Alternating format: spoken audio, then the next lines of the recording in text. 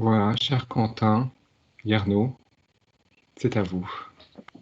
Alors, merci beaucoup de m'avoir invité déjà, hein. Ça me fait plaisir de pouvoir exposer un peu mes recherches au sein du FI et puis d'avoir aussi Marie-Geneviève Pinsard comme répondante. Ça me fait très plaisir aussi puisque ça permet de créer un peu d'échange et de cohésion au sein de notre groupe de recherche. Donc, c'est une très bonne chose, je pense. Alors, peut-être avant d'entamer le vif du sujet et de vous parler du livre à proprement parler, je voudrais un peu contextualiser euh, la manière dont il s'est écrit, parce que je pense que ça a une certaine importance. Donc, ça suit en fait mes recherches de thèse qui portaient déjà sur la question du végétal en philosophie. Mais ici, plus spécifiquement, ça s'inscrit dans mon postdoctorat du FNRS, donc il s'agit d'une synthèse des recherches que j'ai menées ces deux dernières années, qui porte sur la question du comportement des plantes et les controverses qui sont liées justement à ces études du point de vue scientifique, mais aussi philosophique, puisqu'on va voir que c'est extrêmement difficile dans ce genre de débat de pouvoir distinguer ce qui serait de l'ordre d'une espèce de science indépendante de concepts philosophiques beaucoup plus anciens, qui ont eux-mêmes une histoire intéressante sur laquelle on pourra revenir. Alors, en fait, ce livre est publié donc chez Quail, qui est un éditeur scientifique plutôt, qui est spécialisé en fait dans les sciences du vivant, qui est un éditeur de l'INRA, donc l'Institut national de la recherche agronomique, qui m'a donné cette opportunité de publier à la suite d'un cycle de conférences que j'ai pu donner à l'invitation de l'INRA en France dans différents centres INRA, donc à Bordeaux, Nancy, Clermont-Ferrand. Et c'est en fait le retravail des conférences que j'ai pu donner dans ce cadre-là qui a donné lieu à ce petit livre qui est très synthétique et qui, voilà, comme vous avez peut-être pu vous en rendre compte, se lie assez vite et ne comprend évidemment pas toute l'étendue de ma recherche, ce qui explique aussi que j'ai dû faire des choix et aller à l'essentiel dans ce livre. Donc, on pourra revenir largement sur certains points dans la discussion. Donc, je vais essayer d'être très bref dans la manière dont je vais présenter le livre, tout simplement parce que je pense que pour ceux qui l'auraient lu, bah, ça n'apportera pas grand-chose de m'entendre répéter les informations qui s'y trouvent déjà. Et puis, de toute manière, je ne pourrais pas exposer ici aussi facilement aussi clairement que ce que je l'ai fait dans le livre. Donc, je vous invite à le lire si vous avez envie à la suite de la discussion d'avoir plus de détails parce que je vous aurais laissé sur votre faim. Alors, je vais vous dire sommairement ce que j'ai fait. Donc, en fait, ce qui a motivé ce livre, c'est euh, le constat qu'il y avait énormément de controverses par rapport à des découvertes récentes dans le domaine de ce qu'on peut appeler le comportement végétal. Mais le terme même de comportement, en fait, pose question, puisque c'est un concept plutôt animal. Et donc, j'ai étudié la littérature scientifique en la matière, mais j'ai aussi étudié la manière dont divers médias relayaient les informations qui étaient découvertes par ces scientifiques menant des expériences de physiologie végétale, qui étaient donc relayées parfois de façon très sensationnelle, hein, avec vous avez des titres du genre les plantes se parlent, elles sont intelligentes, elles communiquent, l'altruisme dont devrait s'inspirer existe dans la forêt, enfin des choses comme ça. Et donc il y a là tout un vocabulaire qui est intéressant d'étudier, toute une communication scientifique, au-delà aussi des phénomènes strictement scientifiques, empiriques, qui sont relayés dans la littérature spécialisée. Donc c'était un peu l'étude de ces deux aspects que je voulais mettre en lumière, apporter un éclairage aussi intrinsèque à la controverse épistémologique qui anime les biologistes eux-mêmes, puisqu'ils ne sont pas tous d'accord sur le type de vocabulaire ou la manière d'interpréter les découvertes en question, sur lesquelles je vais donner quelques détails. Alors en plus, tout ça s'inscrit dans une tradition historique qui est méconnue, mais beaucoup plus longue par rapport au statut de la plante dans la philosophie, justement, puisqu'on sait très bien hein, qu'avant la Renaissance, et plus encore l'époque moderne et le 19e siècle, euh, science et philosophie, histoire naturelle et philosophie sont très étroitement liées, et donc il y a toute une série de considérations liées au statut de la plante qui sont en réalité héritées directement de positions philosophiques très souvent non interrogées de notre tradition occidentale, moderne et même antique. Et il se fait que contrairement à ce qui s'est passé pour la réflexion sur l'être humain et puis au XXe siècle sur l'animal avec l'éthologie, il y a eu très peu de remise en question et de perspectives critiques sur cet héritage culturel à l'égard des plantes, puisqu'elles sont extrêmement secondaires dans la pensée, invisibilisées, en marge, etc. Et donc, les scientifiques, si vous voulez, réfléchissaient beaucoup plus en vase clos par rapport à ces problèmes de botanique que ce que des scientifiques qui pratiquent par exemple l'anthropologie ou même l'éthologie pouvaient faire. Alors, j'essaie de conceptualiser un peu au-delà de certains clivages le livre en montrant qu'il y avait une tendance très dualiste à opposer des grilles de lecture. Par exemple, le réductionnisme scientifique d'un côté et puis l'anthropomorphisme le plus, on va dire, naïf parfois, tel que je l'évoquais dans ces titres un peu médiatiques et sensationnalistes. Et j'essaie de voir comment on pouvait essayer de dépasser ce clivage, mais en même temps de quoi il était révélateur, puisque dans les deux cas, c'est intéressant de ne pas discréditer, par exemple, ces ouvrages vulgarisés ou bien la façon dont le grand public se positionne par rapport à ces questions, précisément parce que ça témoigne de certaines choses beaucoup plus larges liées à un contexte actuel de découvertes biologiques, mais aussi de mutations écologiques, une envie de peut-être mieux connaître, mieux valoriser aussi le monde végétal. Et donc tout ça s'interpénètre, c'est beaucoup plus complexe que ce qui pourrait paraître dans un premier temps. Alors la première partie à proprement donc, parler de l'ouvrage, après ces considérations introductives, vise à essayer de poser les bases de ce qu'on peut appeler le comportement, puisque en fait ce concept est surtout un concept qui a hérité des sciences humaines d'abord, hein, de la psychologie, et puis qui a été repris par l'éthologie, surtout au XXe siècle, pour parler des animaux. Donc ça ne va pas du tout de soi qu'on puisse parler de comportement au sens végétal du terme, quand on a cette conception intuitive du comportement héritée de la philosophie traditionnelle comme quelque chose de psychologique, voire psychique. Donc qu'est-ce que ce serait le comportement du point de vue biologique et comment on peut l'appliquer aux plantes? Donc déjà, il faut pouvoir discriminer plusieurs niveaux. Comme j'ai dit, il y a un niveau plus psychique hein, par rapport à la conceptualisation, la subjectivité, etc., qui s'applique assez spécifiquement à l'homme, mais il y a en ça un autre niveau qui nous intéresse plus, qui est le niveau biologique, qui est celui que les physiologistes étudient par exemple chez les plantes, et qui lui peut être théorisé comme étant en fait l'ensemble du processus qui passe par le côté sensible d'un organisme, donc le fait que les organismes soient sensibles à leur milieu, qui réagissent de façon sensible à leur milieu en traitant les stimulations sous forme diverses, peuvent être des signaux chimiques, électriques, etc., mais donc il y a un traitement par rapport aux réactions du milieu, et ça donne lieu à une réaction observable. Et en fait, l'ensemble de ce processus est donc qualifié, enfin, je qualifie donc de comportement. Après, il y a d'autres définitions du comportement, on peut revenir là-dessus. C'est pas forcément unanime qu'on doive le définir comme ça, mais bon, par simplicité, je considère ça comme plus ou moins acquis. Donc, ce qui est fondamental dans l'idée de comportement quand on l'applique au-delà du monde humain, c'est l'idée qu'il y a une activité en fait de l'organisme.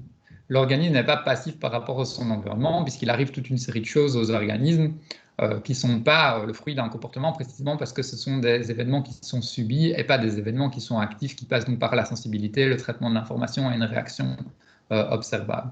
Alors chez les plantes, la plupart de ces activités et ces réactions observables, elles sont médiatisées par une sensibilité à la lumière, à la chaleur, à toute une série d'autres stimuli. Et elles se manifestent sous forme de réactions observables, en général sous forme de croissance.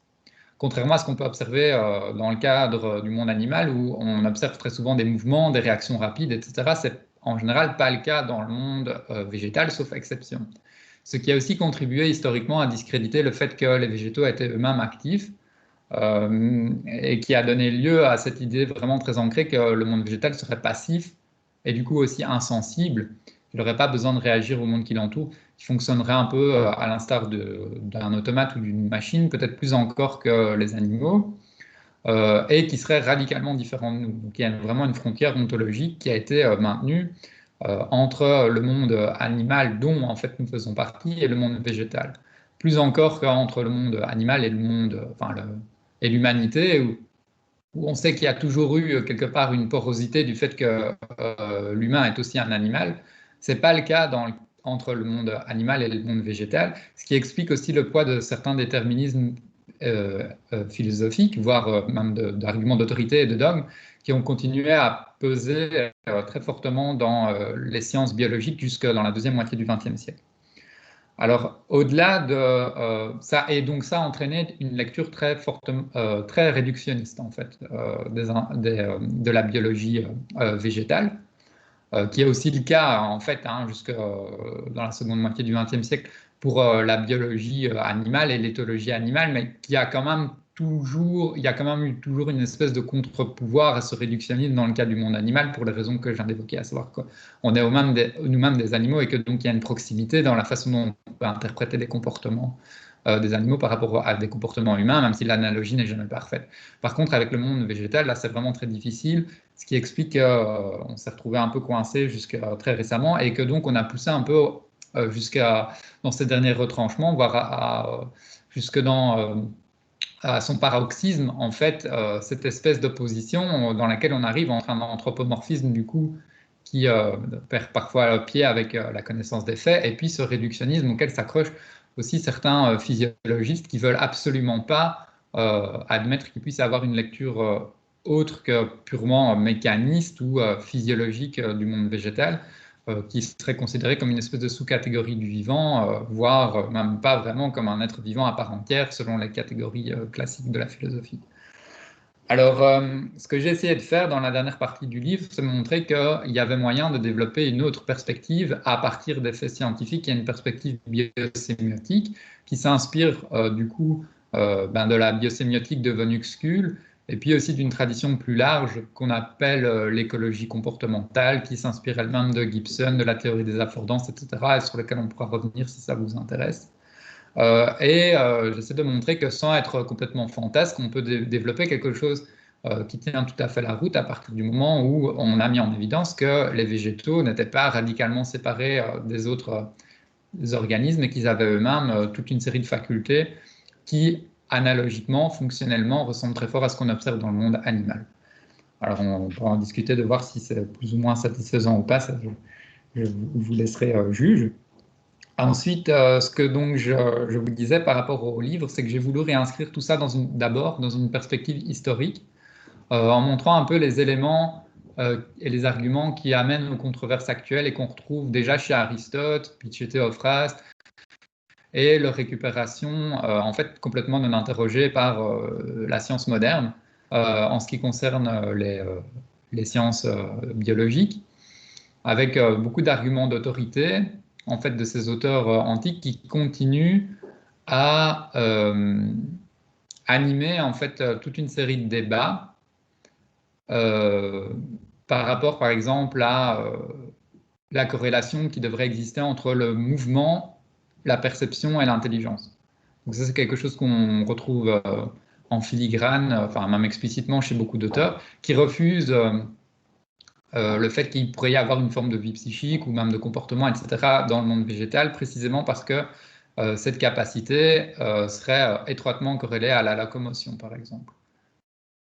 Or, au-delà de l'argument un peu d'autorité qui a posé ça chez toute une série de penseurs médiévaux et antiques, s'appuyant même, par exemple, sur Aristote, on ne voit pas très bien quelle est la légitimité biologique de cet argument. Qui est pourtant repris comme tel. Puis alors il y a tout un débat aussi historique qui se développe plutôt à la modernité, toujours avec toute une série de considérations par rapport à des concepts philosophiques hein, comme l'intelligence, ce que c'est la perception, la sensation, le mouvement, etc., qu'on retrouve ici de façon plus située par rapport à la présence de nerfs. Donc ça, c'est aussi un argument qu'on retrouve de façon hyper déterminante, ce serait l'idée que finalement, il n'y a pas de véritable comportement dans le monde végétal, tout simplement parce qu'ils n'ont pas de système nerveux. Ce qui expliquerait que donc ils n'ont pas réellement de sensation ni réellement de mouvement. Donc c'est un argument qu'on peut comprendre du point de vue structurel comme étant tout à fait valable, mais qui pose de gros problèmes puisque dès en fait Théophraste et surtout à la modernité, même si on n'observe pas de nerfs chez les végétaux, on observe quand même toute une série de fonctions qui sont relativement, et des mouvements qui sont relativement identiques à ce qu'on peut observer chez des animaux simples. Donc fondamentalement, le mouvement d'une huître ou d'un animal fixé, d'un mollusque, etc., n'est pas qualitativement différent de ce qu'on peut observer comme type de mouvement ou de réaction chez une plante. C'est juste qu'au niveau temporel, au niveau de l'échelle spatio-temporelle, c'est différent, mais en tout cas, on observe des choses qui, du point de vue des effets, des fonctions, etc., sont similaires. Et donc ça a mis dans l'embarras toute une série déjà de naturalistes de l'époque moderne qui ont dû trouver des explications pour rendre compte de ces mouvements, de ces comportements, de ces fonctions qu'on observait chez les végétaux, sans faire appel à la sensation, puisque historiquement, philosophiquement parlant, la sensation était déniée aux végétaux sur une base aristotélicienne qui faisait foi encore à l'époque moderne. Du coup, il se développe une conception alternative à l'explication du mouvement par la sensation telle qu'elle existe intuitivement dans le monde animal, grâce à l'alternative qui est une alternative qui est très mécaniste. C'est-à-dire qu'en fait, le monde végétal devrait être compris de façon physicaliste, mécaniste, dans le sens où si on observe des mouvements et des fonctions dans le monde végétal, c'est pas parce qu'il y aurait des sensations, mais ce serait parce qu'il réagirait, il subirait purement les aléas de son environnement qui le détermineraient. Et donc, ce seraient les lois de la physique et de la chimie qui conditionneraient entièrement ce qui ressemble à un comportement chez les plantes, mais qui n'en est pas un, puisque ce serait simplement une espèce de manifestation complexe du monde physique. Mais on voit aussi que dès les origines, en fait, cette hypothèse n'est pas du tout satisfaisante puisque les naturalistes ne parviennent pas à appliquer des lois du monde physique à ce qu'on observe dans le monde végétal. Ça ne marche pas. Déjà, ces Alpins, au XVIe siècle, embarrassés par cette hypothèse, montrent que finalement, ça ne tient pas la route. Puis d'autres botanistes, même ultérieurs, vont essayer de la maintenir, mais en étant confronté à toute une série de difficultés, sur lesquelles on pourrait revenir si ça vous intéresse, mais en gros, globalement, ça ne marche pas, quoi. Et donc, la théorie de l'animal-machine qui a retenu un peu l'attention des contemporains de Descartes, mais qui a assez vite été discréditée parce qu'intuitivement, elle semblait quand même extrême, a paradoxalement, enfin, pas paradoxalement, mais du coup, a parallèlement été pour le coup beaucoup moins interrogée dans le cas du monde végétal, et c'est surtout une conception du vivant machinique qui s'est illustrée, je pense, en botanique par certains succès de ce qu'on a appelé la statique des végétaux, des calculs de pression de la sève, etc., qui donnaient quand même l'impression que ça pouvait mener à un certain succès, mais qui finalement n'allaient pas au fond des choses. Donc voilà, ça c'est un problème qui explique en partie aussi le succès d'une certaine approche réductionniste. C'est plus facile d'appliquer ce modèle mécaniste et réductionniste au monde végétal, même si quand on creuse, en fait, c'est tout aussi peu satisfaisant. Alors au-delà de l'approche historique, j'essaie de montrer ensuite comment toute une série d'arguments qu'on retrouvait donc historiquement dans la pensée moderne se retrouvait quasiment tel quel dans le développement de la physiologie végétale au XIXe siècle, malgré l'engrangement de faits qui posaient toute une série de nouvelles questions. Et donc ça devenait de plus en plus difficile d'interpréter dans un cadre très restreint, avec des arguments d'autorité et avec une conception, on va dire, réductionniste, déterministe ou mécanique, ce que faisait une plante dès le XIXe siècle. Cependant, la physiologie végétale reste quand même une branche assez minoritaire de la botanique jusqu'au début du XXe siècle. Et il faut attendre la deuxième moitié du XXe siècle pour que vraiment soit battue en brèche toute une série de déterminismes qui étaient appliqués aux plantes et d'arguments d'autorité, à commencer par l'absence de sensation chez les plantes. Puisque dès le XIXe siècle, on peut attester expérimentalement des moyens du coup, par lesquels les plantes sont sensibles. Donc jusqu'alors, il y avait vraiment ce débat de dire que finalement c'était une espèce d'illusion de sensation, le mouvement qu'on observait chez les végétaux, puisqu'il n'y avait pas de nerfs, comme je vous l'ai dit. Mais à partir du XIXe siècle, on met en évidence les mécanismes chimiques, hydrauliques et électriques qui sont équivalents au fonctionnement des nerfs dans les tissus végétaux. Et donc on a là toute une série de succès qui sont engrangés par la biologie végétale qui permettent des expériences et des prédictions, enfin, voilà, tout ce qui répond à l'épistémologie traditionnelle des sciences expérimentales dans le domaine botanique. Mais malgré ça, en fait, il continue à y avoir énormément de préjugés qui ont la vie dure dans le domaine des sciences végétales. Et c'est vraiment dans la deuxième moitié du XXe siècle, avec des expériences encore plus rigoureuses au niveau de la génétique et au niveau d'une physiologie de laboratoire, avec des applications aussi agronomiques, etc., qui permettent toute une série de débouchés, qu'on va se rendre compte qu'il faut vraiment pouvoir admettre un modèle de sensibilité du monde végétal, même si cette sensibilité est différente de ce qu'on observe dans le monde animal. Et donc ça va reposer toute une série de questions beaucoup plus anciennes, hein, qui s'illustraient par exemple déjà au Moyen-Âge par le fait de savoir si les plantes avaient une âme ou pas, ici en se demandant est-ce que donc les plantes ont un comportement à partir de ces sensations véritables, et donc est-ce qu'elles ont accès à des fonctions entre guillemets psychiques plus élaborées comme la mémoire ou l'apprentissage, ou est-ce qu'elles sont capables de communiquer, etc. Et ça a vraiment stimulé beaucoup les recherches dans la deuxième moitié du XXe siècle, surtout à la fin du XXe siècle, et encore plus maintenant au XXIe siècle, où ça a eu un réel essor, qui peut lui-même s'expliquer par le fait que beaucoup de scientifiques censuraient ce type d'interprétation dans l'observation de ces expériences, en termes, on va dire, de mémoire, d'apprentissage, etc., parce qu'il y avait eu cette récupération médiatique un peu sensationnaliste, New Age, etc., qui avait eu lieu au cours du XXe siècle par rapport à la vie secrète des plantes, l'usage de la musique classique, le fait qu'elles enverraient des ondes curatives, pratiqueraient la télépathie. Enfin, vraiment, on a trouvé des tas de choses dans la mouvance de cette reconnexion avec la nature qui s'exprimait dans une frange de la population par ces travaux pseudo-scientifiques assez étonnants. Et donc, ça a un peu jeté l'opprobre sur les rares scientifiques qui s'intéressaient à la physiologie végétale et à ces questions de sensibilité, voire de mémoire, d'apprentissage, etc. Et donc, il y a eu un double discours qui s'est développé, toujours dans cette lignée historique d'une opposition entre réductionnisme et puis philosophie, on va dire, plus de l'expérience, de la subjectivité, etc., qu'on a eu tendance à élargir au monde animal, mais pas au monde végétal. Et donc, en fait, ces scientifiques qui étudiaient en fait clairement des choses comme de la mémoire ou même de l'apprentissage chez les végétaux ont développé tout un vocabulaire qui consiste à dire, mais non, c'est du stockage d'informations, c'est pas de la communication, par exemple, on va dire c'est du transfert d'informations interorganisme. En fait, vraiment, il y a tout aussi un vocabulaire qui est intéressant d'étudier parce qu'on voit à quel point il n'est pas neutre dans le domaine scientifique par rapport à tous ces présupposés et ce cadre philosophique, métaphysique, même plus, et éthique aussi plus général qu'il y a derrière.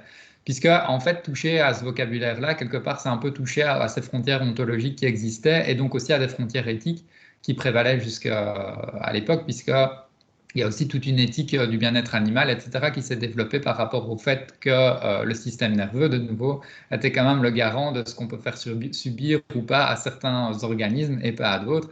Hein, ce dont on peut aussi évidemment discuter intrinsèquement même à l'égard du monde animal, mais en tout cas, on va dire dans l'esprit de beaucoup de scientifiques, ça posait des tas de problèmes.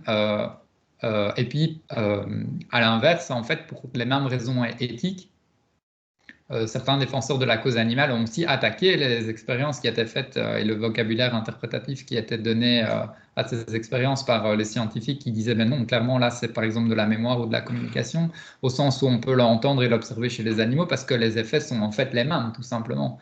Mais ça a aussi suscité une levée de bouclier de certains, on va dire une certaine frange de défenseurs du monde animal qui voyaient là une nouvelle façon de discréditer peut-être la cause du bien-être animal. Alors je pense évidemment que c'est un faux débat.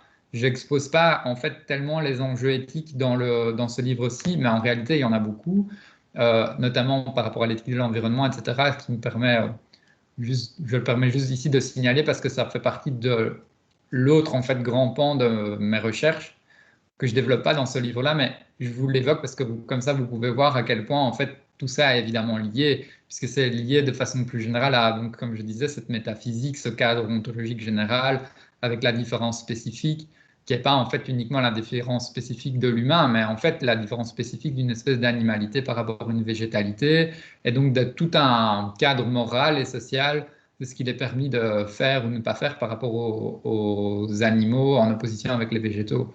Où là, pour le coup, en fait, on s'est dédouané un peu de toute forme de responsabilité à l'égard du monde végétal, ce qui nous a permis de l'instrumentaliser énormément, que ce soit dans la recherche scientifique, mais aussi à travers les besoins agricoles qu'on a, etc. Les OGM, etc., etc. On pourra peut-être revenir là-dessus dans la discussion. Donc, dans la suite du livre, j'étudie plus spécifiquement en fait, les expériences qui ont été menées sur ces questions de communication, mais aussi de mémoire, d'apprentissage,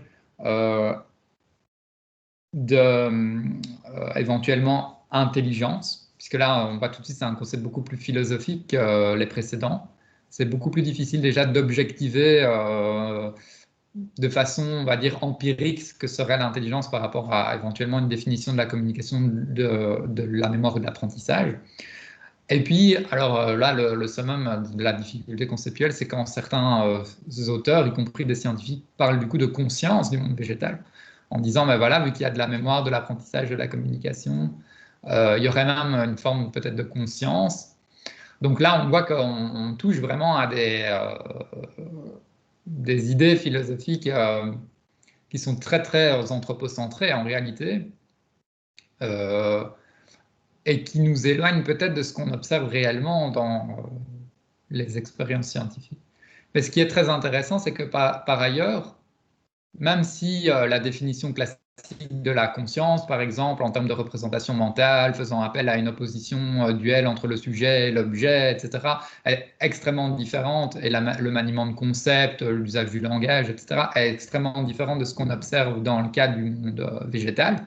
Il y a quand même certaines exceptions de la conscience qui recoupent certains phénomènes dont sont capables les plantes. Par exemple, la reconnaissance de soi par rapport à autrui.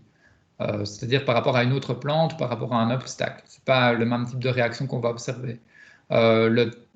Aussi la capacité de proprioception. Donc on aurait eu du mal à imaginer encore il y a quelques années comme existant dans le monde végétal. Donc le fait qu'indépendamment des 5 sens, il y a une forme de 6e sens qui permet à une plante de connaître la position de son propre corps dans l'espace, de s'équilibrer, etc. Et qui n'est pas imputable à donc d'autres formes de perception comme le gravitropisme, donc la sensibilité à la gravité ou des choses comme ça, mais vraiment un sens interne en fait, qui est propre au monde végétal, et c'est un sens qui est intégré par rapport à ces autres sens.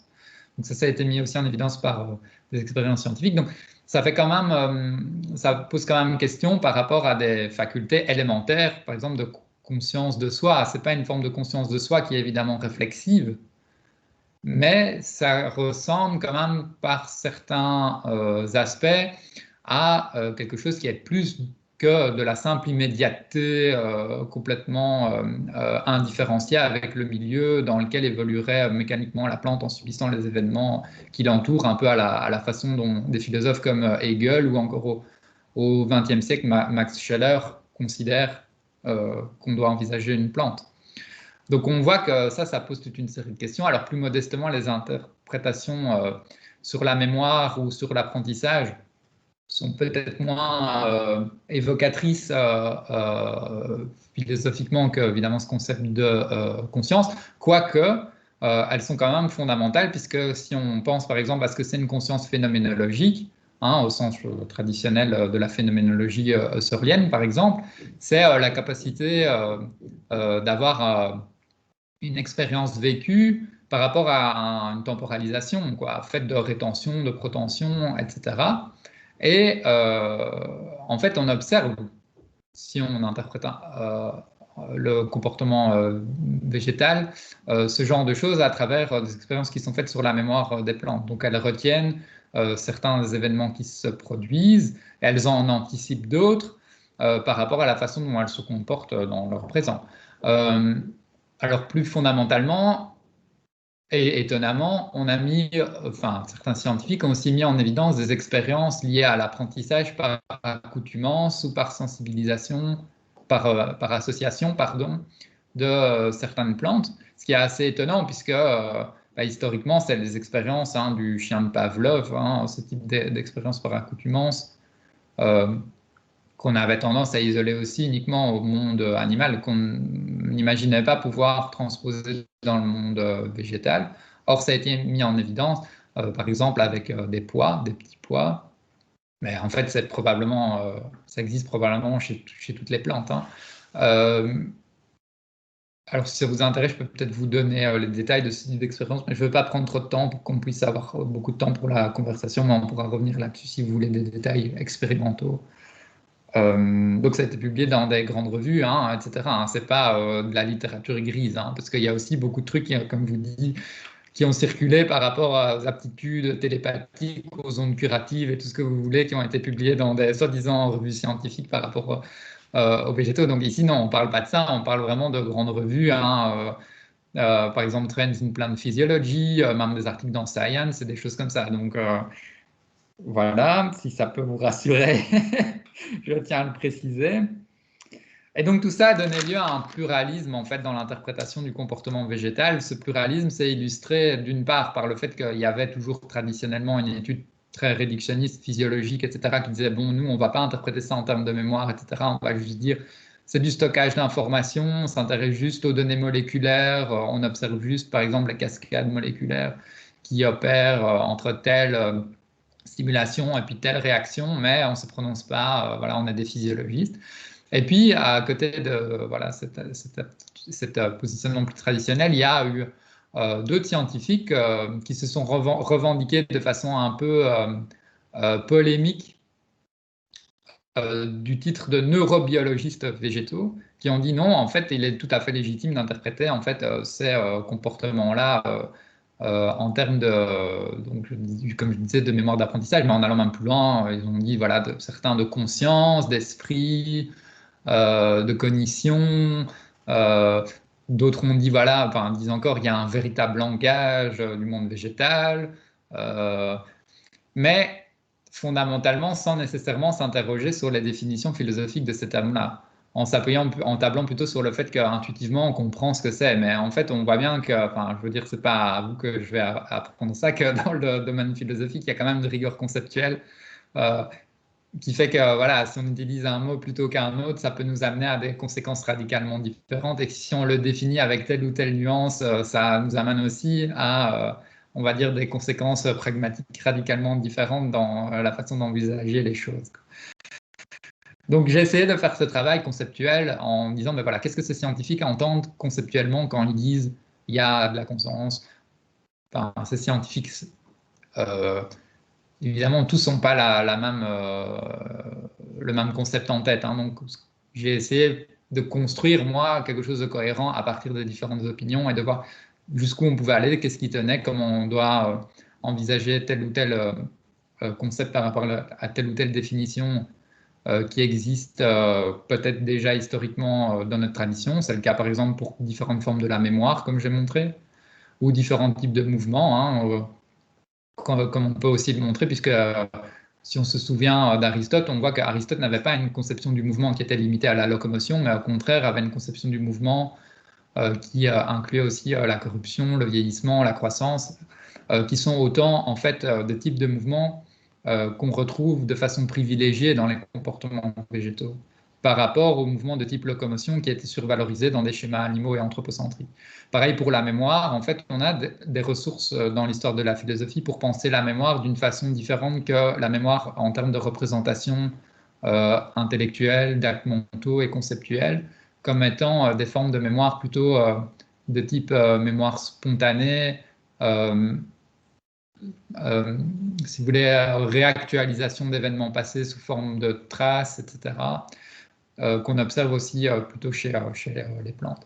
Donc en fait, je pense qu'il y a un dialogue vraiment très fructueux qui peut être mis en place entre ces deux aspects, à la fois de la littérature scientifique et puis de la littérature sur les sciences cognitives, la philosophie de l'esprit, l'épistémologie, la philosophie des sciences en général, l'éthologie, la philosophie de l'éthologie, mais aussi même si je ne l'ai pas développé ici dans ce livre-ci, l'éthique en fait.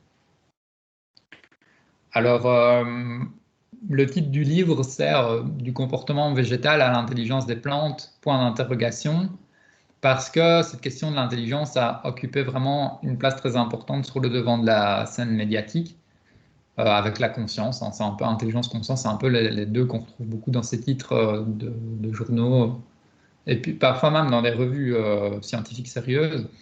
Et c'est aussi quelque chose qui a beaucoup percolé auprès du public. Euh, Quand vous voyez des ouvrages du type de celui de Peter Wohlleben, hein, La vie secrète des arbres, etc., vous avez ce type de vocabulaire qui est utilisé. Et donc, c'est intéressant de voir qu'est-ce que c'est aussi l'intelligence. Donc, d'une part, par rapport à notre tradition philosophique, qui est en fait un concept finalement très anthropocentré, et comment des biologistes, eux, l'interprètent du point de vue de la théorie de l'évolution. Et on voit que c'est pas forcément la même chose, mais de nouveau, il y a quand même des points de rencontre, de jonction intéressants à faire. Ce que j'ai essayé de montrer de nouveau dans le livre, sur lequel je pense qu'on pourra revenir dans la discussion. Et puis, en tenant compte de tous ces acquis scientifiques et épistémologiques, j'ai essayé de montrer qu'on pouvait construire une lecture biosémiotique en la deuxième partie du livre, qui est plus un essai, en fait, philosophique d'interprétation biosémiotique de ces comportements des plantes par rapport à la théorie de von Uxküll, puisque von Uxküll a quand même le gros avantage d'avoir envisagé le monde animal dans la diversité des formes de vie qui existaient et d'avoir développé des raisonnements à partir de l'oursin ou de la tique. Et donc des animaux qui, contrairement à ce que l'éthologie peut-être ultérieure a eu tendance à faire en étudiant le langage le langage entre guillemets des chimpanzés ou celui des dauphins, a un peu occulté, quoi. Donc ces formes de vie là ont rarement été appréhendées par l'éthologie, ont plutôt été de nouveau comme les végétaux et dans cette perspective très hiérarchisante dont on hérite dans la philosophie occidentale contemporaine. Donc ces formes de vie-là, jugées plus simples, plus rudimentaires, ont été très largement renvoyées à la physiologie, en fait, simplement en disant, ben voilà, tout ça est simple, donc physiologiquement, on pourrait le comprendre comme une espèce de mécanique qui subit les événements de son milieu, ou alors à partir de la deuxième moitié du XXe siècle, qui serait entièrement programmé génétiquement. Donc c'est un peu le nouvel avatar du déterminisme physique qu'on retrouve au XXe siècle, c'est ce déterminisme génétique.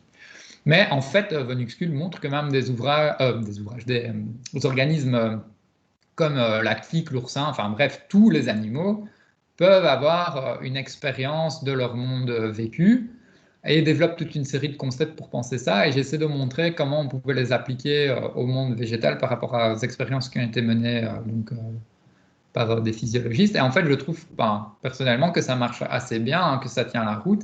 Et philosophiquement, c'est aussi le mérite de donner un cadre interprétatif beaucoup plus cohérent où, en fait, on n'est plus obligé d'assumer cette espèce de frontière ontologique entre le règne végétal et le règne animal, qui est quand même historiquement très très daté par rapport à ce que la biologie contemporaine nous apprend.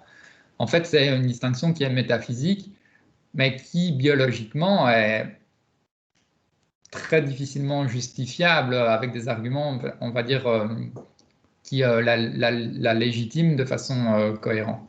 Donc voilà ce que j'ai un peu essayé de montrer dans ce livre.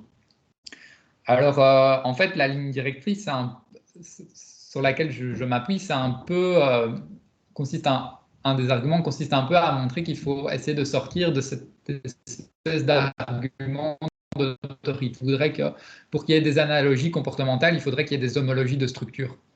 Puisque c'est pas parce qu'il n'y a pas de nerfs, par exemple, ou c'est pas parce qu'il n'y a pas d'organes spécialisés de la vue, comme sont les yeux des animaux, qu'il n'y a pas, au niveau des effets comportementaux, quelque chose comme une perception visuelle grâce à la perception de stimuli lumineux chez les plantes. Ou c'est pas parce qu'il n'y a pas quelque chose comme une homologie structurelle grâce à la présence de nerfs qu'il n'y a pas des tissus et des fonctions dans le monde végétal qui permettent une sensibilité à toute une série de choses, lumière, toucher, gravité, etc., indépendamment de ces structures-là. Et ce qui nous le prouve, en fait, c'est les effets en fait, de ces fonctions. la façon dont un organisme réagit, se comporte, dont on peut observer ses réactions par rapport à ces stimulations-là. Donc, voilà un peu la façon dont j'ai construit tout ça. Alors, ça amène aussi plus largement à se demander est-ce qu'il n'y a pas un cadre interprétatif non réductionniste par rapport à une forme de vie psychique du monde vivant dans son ensemble, mais qui doit être repensé évidemment d'une façon qui n'est pas celle dont l'anthropomorphisme de la pensée humaine a eu tendance à l'isoler. Et ça ouvre évidemment le débat des tas de questions nouvelles. Et je ne dis pas que, en fait, dans ce livre, je prétends donner une vérité ou que j'affirme que les plantes pensent ou qu'elles ont un esprit, ou etc., etc. Ce que j'essaie de montrer, c'est qu'en tout cas, il est tout à fait légitime de reposer ces questions à nouveau frais. Parce qu'en plus, en retour, je pense que la philosophie a beaucoup à y gagner, conceptuellement parlant, dans la mesure où en tant que philosophe des sciences, je pense que c'est problématique de pratiquer une philosophie qui serait ignorante des réalités et des phénomènes du monde empirique dans lequel les biologistes travaillent et des découvertes en fait qui ont été faites. Enfin, on ne peut pas se contenter d'ignorer ces découvertes sur la mémoire, l'apprentissage, etc. dans le monde végétal en disant c'est simplement une querelle de mots, comme ça a parfois été présenté dans des controverses scientifiques en disant mais non, en fait, vous utilisez juste les mauvais mots, il faut parler de transfert d'informations et pas de communication, il faut parler de stockage d'informations et pas de mémoire, ou il faut parler de il faut pas parler d'intelligence, il faut parler de, voilà, je sais pas, oui, dire c'est simplement de l'anthropomorphisme. Donc non, oui, évidemment, il ne faut pas transposer de façon anthropomorphique la définition de ces termes-là, mais il ne faut pas non plus se contenter de mettre tout ça sous le tapis, quoi. Donc voilà un peu ce que j'ai essayé de faire et je ne vais pas m'étendre davantage parce que je pense que j'ai déjà pris ici plus d'une demi-heure pour présenter le livre et qu'il y a encore la réponse de Marie-Geneviève Pinsard qui va très certainement vous éclairer sur toute une série de choses et puis amener des questions pour le débat qui suivra. Merci beaucoup, Quentin, pour cette présentation qui est très complète et qui nous donne à voir qu'il y avait beaucoup de dimensions en fait dans votre livre, dans vos recherches ici à l'ULB. Donc merci beaucoup. Et effectivement, avant la discussion, j'ai le plaisir d'abord de donner la parole à Marie-Geneviève Pinsard. Oui, merci. Je voudrais d'abord dire que mon intervention sera structurée en 4 parties et à la fin de chaque partie, Quentin interviendra. Voilà, ce sont quelques points d'attention et questionnements que je vais partager avec vous. Je voudrais tout d'abord te remercier, Quentin, d'avoir prêté attention à la qualité rédactionnelle de ton texte. Ce texte est un récit vivant, truffé d'exemples et porté par une écriture à la ligne claire, comme on dit dans le milieu de la bande dessinée. Mais ne nous y trompons pas, ces quelques 80 pages sont denses. À une définition systématique des notions qui garantit l'accès au texte même aux lecteurs non avertis, s'adjoint une dynamique dialectique de l'argumentation qui fait rebondir le récit et creuse de manière novatrice les hypothèses formulées. Ce fut une lecture passionnante et intéressante à plus d'un titre et j'en te remercie, cher Quentin. Je voudrais partager avec toi certains de mes points d'attention au fil de ma lecture de ton texte, certains de mes points d'interrogation aussi. Dès le titre de ton ouvrage, tu prends soin d'utiliser un pluriel, les plantes, pour désigner ton objet de réflexion. Tu t'inscris ainsi dans le sillage de Jacques Derrida qui, avec son mot valise animaux, A-N-I-M-O-T, attirait notre attention de lecteur sur l'opération réductrice effectuée par un nom pris au singulier. Parler de l'animal comme parler de la plante ramène à une unité fallacieuse, une diversité de caractéristiques, de modes d'exister, de formes de vivre ensemble. Le singulier, en sa fausse simplicité, est pratique pour se débarrasser d'un thème de réflexion, c'est ce que la tradition philosophique, et tu l'as bien rappelé, a largement pratiqué. Le pluriel, les plantes, nous embarrasse au contraire. Embarrasser signifie littéralement causer de la gêne et est associé au mot galicien portugais baraço qui signifie courroie, corde. La courroie permet d'attacher quelque chose, elle peut aussi assurer un mouvement. La tradition scientifique et philosophique nous a embarrassés en nous liant aux plantes par des attaches réductionnistes et utilitaristes. En faisant des plantes un objet digne de la réflexion philosophique, ton texte est embarrassant en ce qu'il joue le rôle d'une courroie mettant en branle la manière même de poser un problème et d'y réfléchir, y compris dans la pratique philosophique. Prendre au sérieux les plantes comme objet de réflexion philosophique, c'est également s'interroger sur le fait que celles-ci occupent une place de plus en plus grande dans des domaines aussi divers que l'alimentation, l'approvisionnement énergétique ou la régulation du climat, par exemple. C'est-à-dire dans des domaines qui tracent les contours de la finitude humaine, de sa dépendance à l'égard de multiples altérités, de son lien avec les autres êtres vivants et le monde physique. Expression qu'il faudrait d'ailleurs mettre elle aussi au pluriel en disant les mondes physiques. Penser philosophiquement l'être humain exige aujourd'hui la mise à nu de ses innombrables ramifications génétiques, biologiques, comportementales, psychiques, avec les non-humains, mais aussi d'interroger les cadres théoriques, épistémologiques, dans lesquels les concepts sont formulés et les hypothèses de travail avancées. Du behaviorisme à la biosémiotique, de l'étude des stimulus-réponses à celle se fondant sur la prise en considération des perceptions par l'organisme de son milieu, les cadres conceptuels expriment des prises de position scientifiques, philosophiques et idéologiques différentes. Les cadres conceptuels prennent aujourd'hui de plus en plus l'apparence de réseaux pluridisciplinaires, interdisciplinaires, transdisciplinaires. Ces réseaux jouant le rôle de tremplin à l'impulsion philosophique. Les hypothèses de travail que tu formules à plusieurs reprises en témoignent, cher Quentin. Il y a cependant des voies VOIES ou voies VOIX que tu n'as pas encore empruntées ou auxquelles tu n'as pas encore complètement donné la parole dans ta reprise philosophique de la question du comportement ou de l'intelligence des plantes. Je pense aux agriculteurs ou aux jardiniers qui entretiennent une relation de travail avec les plantes. Dans son ouvrage « Vivre avec les animaux, une utopie pour le XXIe siècle », Jocelyne Porcher marque une nette distinction entre la zootechnie, qui vise la production animale, c'est-à-dire la production de la viande, et l'élevage, qui repose sur une relation de travail avec les animaux. Cette relation de travail met en jeu des compétences cognitives et affectives tant de la part de l'être humain que de l'animal. L'être humain et l'animal vivent chacun dans leur monde, mais aussi dans le monde qu'ils partagent avec l'autre par l'entremise du travail.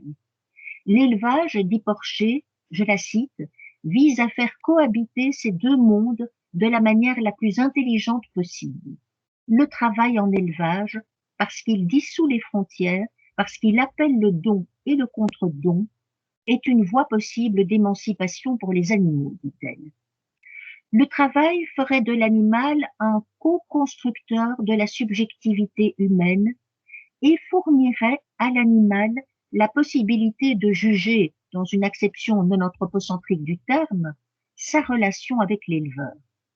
Un jugement favorable de la part de l'animal s'exprimerait par sa collaboration au travail, un jugement défavorable par sa réticence à travailler. Ce n'est donc pas l'objectif du travail qui est jugé par l'animal, par exemple produire plus de lait, mais les moyens mis en œuvre, c'est-à-dire les relations de travail.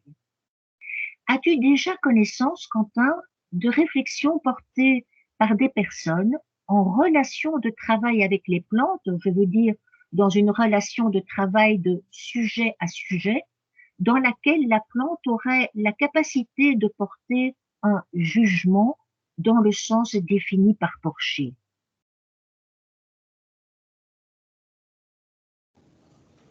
Merci beaucoup pour cette analyse quand même très pertinente, je trouve. Et merci pour cette question aussi, parce qu'elle me permet justement d'exposer un peu ce que j'ai pas pu faire dans le livre, à savoir l'autre volet de ma recherche qui est plutôt axé sur des questions éthiques, etc. Enfin, par etc., j'entends politique, parce qu'en réalité, la question qui est soulevée ici, elle fait directement appel à la dimension politique qui est liée au traitement des végétaux par rapport à l'agriculture, par rapport au fait que notre tradition a considéré le monde végétal dans une perspective instrumentale en raison de sa passivité, etc., mais aussi des besoins utilitaires qu'on avait, encore plus que l'animal comme un objet technique. Et donc, en fait, la plante ne peut pas être pensée comme un sujet. Donc là où l'animal peut être, dans une certaine mesure, pensé comme une espèce d'extension du sujet humain, parce qu'on présuppose que grâce à son cerveau, il a aussi des représentations mentales, des émotions, etc., qui lui permettent, par exemple, de juger de la qualité d'une relation. Pour le monde végétal, c'est beaucoup plus difficile d'envisager que ce serait une relation de sujet à sujet. Mais ça ne veut pas dire qu'on ne peut pas avoir une relation de sujet à quelque chose d'autre qu'objet technique ou objet. On a une relation de sujet à acteur de l'environnement, acteur de sa propre vie, ou parfois on peut appeler ça pas une subjectivité, mais une subjectité du monde végétal. Et ça existe. Donc oui, effectivement, chez toute une série de praticiens, en fait, qui ont des rapports de travail avec le monde végétal qui n'est pas celui de l'agriculture intensive, capitaliste, où en fait on a des hectares de monoculture d'OGM, ou même pas forcément d'OGM, mais qui sont complètement coupés de toute relation aux besoins, on va dire, normaux d'une plante, et encore plus aux relations écosystémiques qu'entretiennent les végétaux avec leur milieu. Et on trouve en fait ce type de réflexion, plus de travail avec la plante comme acteur de l'environnement, de sa propre vie, etc., dans la permaculture ou dans l'agroforesterie, qui en fait part du principe, enfin, du constat que le fait d'avoir ramené, enfin ça c'est mon interprétation, mais en fait le monde végétal a a une dimension d'objet technique est extrêmement néfaste pour toute une série de raisons que j'évoquais, enfin économiques, environnementales, politiques, et que donc ça vaut la peine en fait de développer des relations de travail où c'est les besoins en fait des humains évidemment qui exploitent les plantes et qui ont besoin de se nourrir qui sont premiers, mais pas au détriment en fait des besoins des végétaux ou de l'écosystème. Ça donne lieu à une relation beaucoup plus intégrée de ces diverses dimensions. Alors, ça ne veut pas dire on peut dire que la plante juge que cette relation de travail lui est bénéfique, parce que ce serait quelque part un peu anthropomorphique, puisque le jugement fait lui-même appel au langage, une forme de représentation mentale. Donc en fait, même les termes ici, on voit que même pour pouvoir s'exprimer, c'est difficile quand on parle du monde végétal, mais néanmoins, il y a quand même quelque chose qu'on peut observer, qui n'est pas de l'ordre du jugement déclaré par la plante, mais qu'on peut observer à travers la manifestation de ses comportements et aussi à travers la manifestation de l'épanouissement en fait, de l'écosystème. Donc, les végétaux en fait, qui sont généralement cultivés dans les monocultures, etc., ont été sélectionnés pour pouvoir réagir en termes de rendement maximum par rapport à des engrais dont on les gave, etc., voire par rapport à de l'irrigation. Et ça s'est fait au détriment d'autres capacités à réagir à l'environnement et à l'écosystème, par exemple en termes de sécheresse, par rapport à des prédateurs, etc. Parce qu'en fait, toutes ces capacités ont été contre-sélectionnées à travers le processus de sélection génétique. En fait, pas volontairement, mais en général, ça arrive. Et donc, on pratique de l'agriculture plus située comme la permaculture ou l'agroforesterie, etc., on sélectionne des variétés en général anciennes qui ont beaucoup plus d'aptitude à s'adapter à des changements environnementaux, à entrer en relation avec d'autres espèces et aussi à lutter par rapport à ces autres espèces-là. Et donc, ça donne lieu à un épanouissement en fait de ces végétaux aussi. Ma question visait aussi l'aspect de source épistémologique, c'est-à-dire que dans ton ouvrage, et à juste titre d'ailleurs, et tu l'as encore rappelé ici, tu utilises essentiellement des sources scientifiques et de revues, je dirais, sérieuses, mais il y a aussi ces autres sources épistémologiques d'un autre contact avec les plantes. C'est pour ça que je parlais des agriculteurs ou des jardiniers, et Oui, dans lequel ce type de savoir pourrait peut-être attirer l'attention sur certains aspects du comportement. C'est ça aussi que je visais à travers ma question. Donc vraiment, si on étudie le comportement des plantes, il y a certes l'approche scientifique et j'y reviendrai tout à la fin de mon intervention. Ce sera autour de ma dernière question aussi. Mais il y a peut-être un autre savoir, d'autres sources comme celle-là qui peuvent être très riches pour comprendre d'autres comportements de la plante que le scientifique n'arrive pas à capter, tout simplement parce que sa relation à la plante est différente de celle du jardinier ou de l'agriculteur. oui, oui, tout à fait. En fait, de nouveau, je n'ai pas pu exploiter en fait toutes ces données-là dans le livre, mais c'est des choses que j'ai étudiées aussi par rapport à des ouvrages de jardiniers, par rapport à des témoignages d'agriculteurs, et que je continue à étudier maintenant dans le cadre de ma recherche.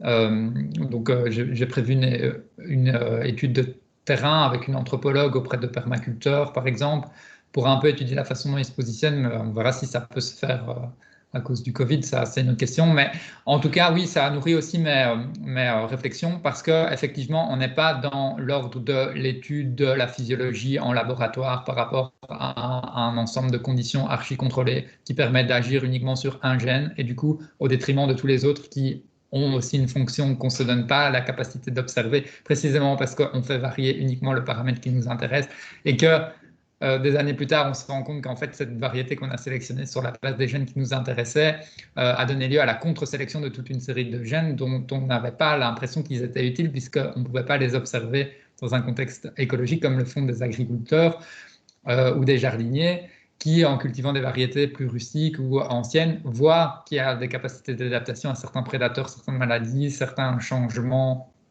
du milieu.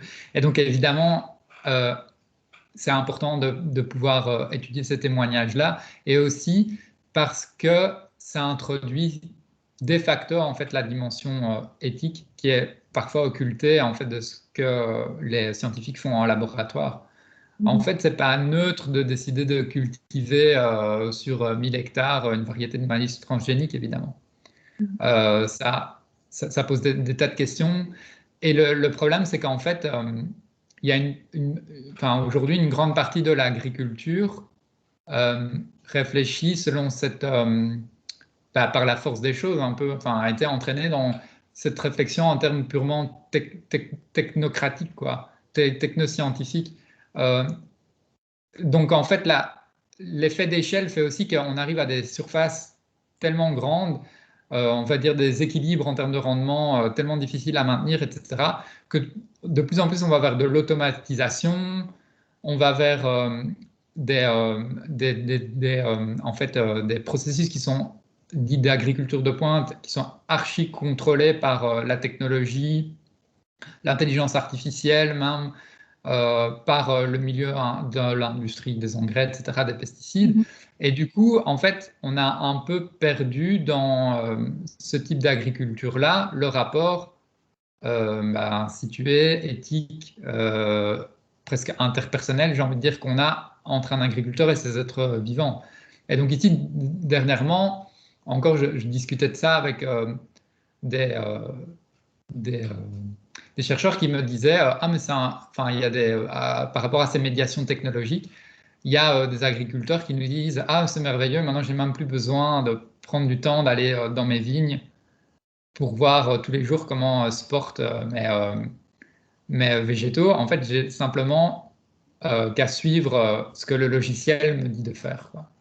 Oui. Et donc, on voit évidemment que là, on est dans un type d'agriculture qui est radicalement différent de ce que la permaculture ou l'agroforesterie, en renouant avec des pratiques plus, on va dire, traditionnelles, peut nous amener à penser.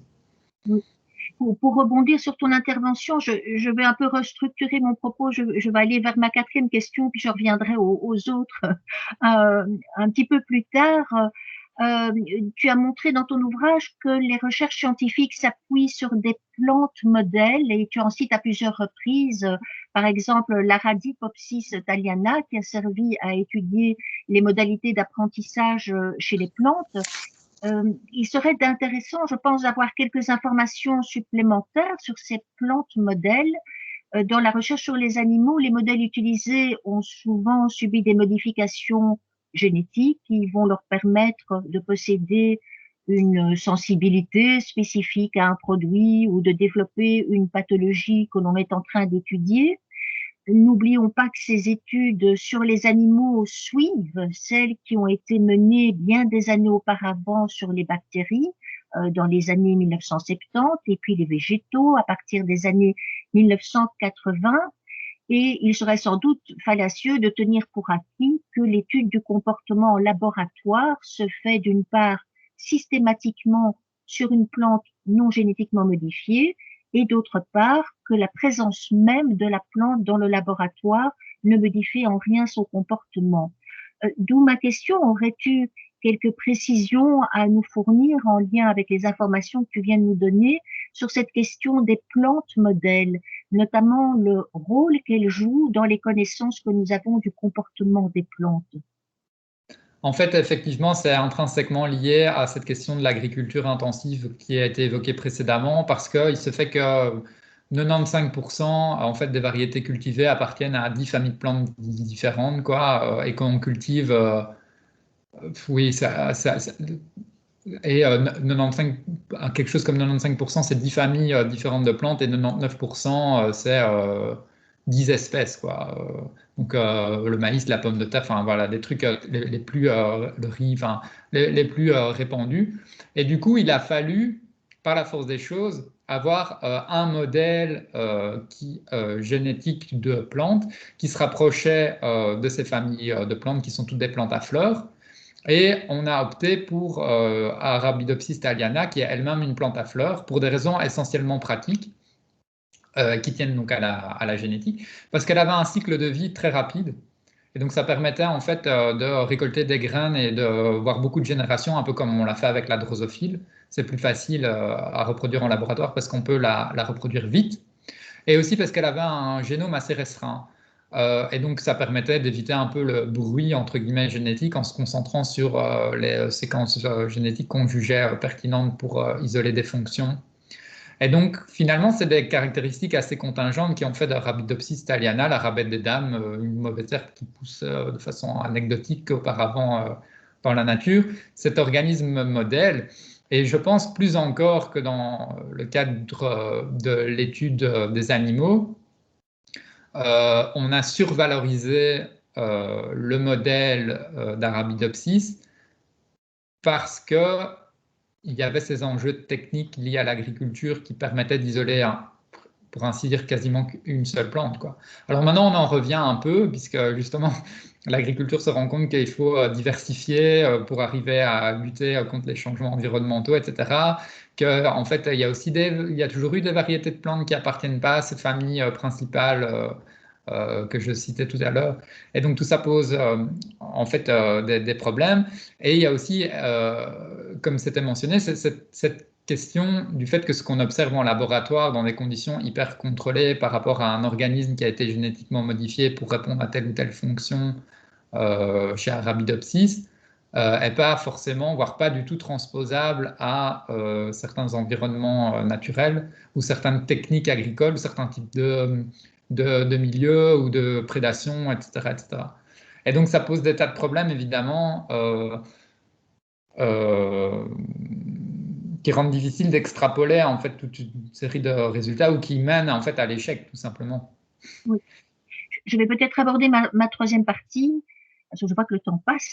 Il faut laisser un petit peu de temps à la discussion aussi. en partant de l'être humain comme étalon de maximum de complétude ontologique, tu as montré que scientifiques et philosophes se sont penchés sur les plantes et les animaux aussi, en recherchant chez eux la présence d'une propriété ou d'une capacité possédée par l'être humain. L'enseignement darwinien est ainsi mis en œuvre pour tracer, à partir de l'être humain et à rebours de la chronologie évolutive, une ligne progressive de retranchement qui laisse de plus en plus apparaître des zones blanches, des zones de l'absence, du sang. La plante n'aurait pas de sensibilité, elle serait sans mémoire, sans mouvement, etc. La différence est toujours indexée d'une appréciation négative. Cette ligne de retranchement successif et cumulatif a pour effet de diminuer notre intérêt pour les êtres qui en sont affectés et notre sentiment de responsabilité à leur égard. On peut, et c'est ce que tu fais, Quentin, adopter une posture intellectuelle à l'égard du retranchement ou du sang différente. Ainsi, tu énonces la possibilité théorique qu'il puisse y avoir cognition ou esprit sans représentation. En plus d'être sensibles, est-ce que les plantes pourraient être dotées d'une cognition ou d'un esprit qui ferait l'impasse d'un acte mental de représentation? Cette possibilité théorique signe le tarissement de la source analogique humaine, mais elle ouvre, dans le même geste, à l'exigence d'être créatif dans la formulation des questions et donc des moyens sollicités pour y répondre. Cette démarche est proche, à certains égards, de celle développée par la philosophe Anne-Françoise Schmitt, notamment au sein du projet de recherche Dogmatis, qui signifie Défi des OGM aquatiques, impact et stratégie. Ce projet, financé par l'Agence nationale de la recherche dans le cadre du programme ANR-OGM, a associé de 2007 à 2010 des biologistes, des philosophes, des sociologues, des économistes et des juristes pour aborder les différentes facettes des poissons génétiquement modifiés, un sujet de réflexion encore peu évoqué à cette époque.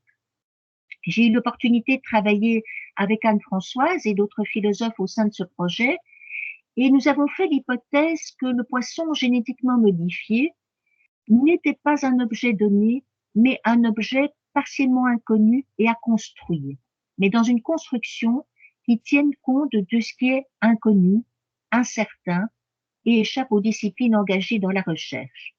Le point de départ du raisonnement est donc le X, l'inconnu. Dans l'une de tes hypothèses, Quentin, cela correspond à la cognition ou l'esprit.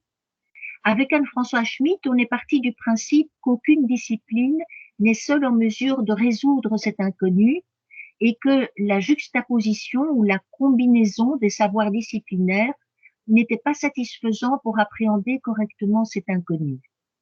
L'hypothèse testée dans Dogmatis était que les éléments de réponse allaient se manifester dans une zone intermédiaire, un milieu, une interdiscipline reposant sur du non-savoir. Ce dernier aspect, le non-savoir, est fondamental puisqu'il signifie que ce sont les limites, les impasses, les sauts que chaque discipline doit identifier et mettre sur la table de la réflexion interdisciplinaire. Aborder la cognition sans représentation oblige à formuler des hypothèses de recherche novatrices dans toutes les disciplines, y compris en philosophie. Cette méthode de réflexion qui t'invite à conserver une fonction ou une capacité, comme la cognition par exemple, tout en recherchant les moyens inhabituels ou non connus de sa manifestation, semble donner des résultats intéressants dans ton investigation sur le comportement ou l'intelligence des plantes. Quelle est sa réception dans le milieu scientifique et philosophique travaillant sur les plantes? As-tu déjà mis en évidence des biais ou des limites de cette méthode? De nouveau, c'est une question très intéressante, hein. Merci de me l'avoir posée. En fait, ce que je constate, c'est que la réception n'est pas forcément la même dans dans le milieu scientifique ou dans le milieu philosophique. Après, je rejoins tout à fait l'idée que pour construire quelque chose d'interdisciplinaire, il faut le co-construire par rapport à une zone d'ombre, en fait. Il ne s'agit pas simplement d'importer des problèmes. Enfin, je veux dire, ici, clairement, je n'ai pas la prétention de dire aux scientifiques comment régler leurs problèmes. Enfin, je pense que c'est assez clair. Mais au contraire, d'essayer de voir quels sont les problèmes qui se posent à eux, quels sont les problèmes que certains philosophes ont déjà traités dans la tradition et quelles sont leurs ressources aussi conceptuelles, voir un peu comment les deux peuvent se rejoindre. Et en retour, qu'est-ce que ça apporte aussi à la philosophie d'avoir cette meilleure compréhension. Enfin, je veux dire, c'est pas juste pour les scientifiques euh, l'idée de pouvoir plaquer un discours sur ce qu'ils font. Non, il faut que ça leur parle et que ça leur apporte quelque chose. Et il se fait qu'en fait, j'ai été davantage contacté par des scientifiques par rapport à mes recherches et mes travaux que par rapport à des philosophes. Puisque finalement, les scientifiques, en fait, je pense certains, enfin ceux qui me contactent, ça leur parle, puisque ça permet de donner du sens à ce qu'ils font par rapport aux plantes et ce qu'ils observent chez les plantes, au-delà de cette espèce d'orthodoxie réductionniste qui n'est pas franchement satisfaisante pour tout le monde quand on travaille avec le vivant, et qui en plus a le désavantage de mettre de côté tous ces enjeux, par exemple éthiques ou épistémologiques, sous le tapis, comme je le disais tout à l'heure. Donc il y a une réception assez favorable, en fait, jusqu'à présent, du monde scientifique, parce que je ne vais pas non plus dans une espèce d'inflationnisme ou de délire interprétatif comme enfin, voilà, en prenant cet argument, enfin, à la pente un peu glissante, de dire ben voilà, il y a de l'intelligence, donc les plantes ont une conscience d'elles-mêmes et donc elles font de la télépathie, si on va encore un peu plus loin. Donc, donc je pense que voilà, c'est utile dans le sens où ça apporte une conception qui est une proposition, en tout cas, qui est à la fois nuancée, qui parle aux scientifiques parce qu'elle s'appuie sur les faits et qu'elle ne les trahit pas, les faits sur lesquels ils travaillent au quotidien. Après, il est vrai que bon, pour certains scientifiques, ça reste quand même inaudible, ça les intéresse absolument pas. Enfin, je pense que c'est même la majorité. Ils font voilà leur truc, la philosophie, ça, pour eux, ça les dépasse. Et puis, du côté des philosophes, il y a une réception favorable dans en fait, le milieu des philosophes qui étudie spécifiquement les plantes, mais c'est un milieu qui est très, très restreint, comme vous pouvez vous en douter, puisque c'est assez récent finalement, et donc il y a peu de gens dans le monde qui s'intéressent à ça. Mais en fait, les gens qui étudient ces questions, sauf exception, en fait, vont plutôt dans le sens de ces théories de la cognition minimale, sont plutôt favorables, je pense, à ces approches-là.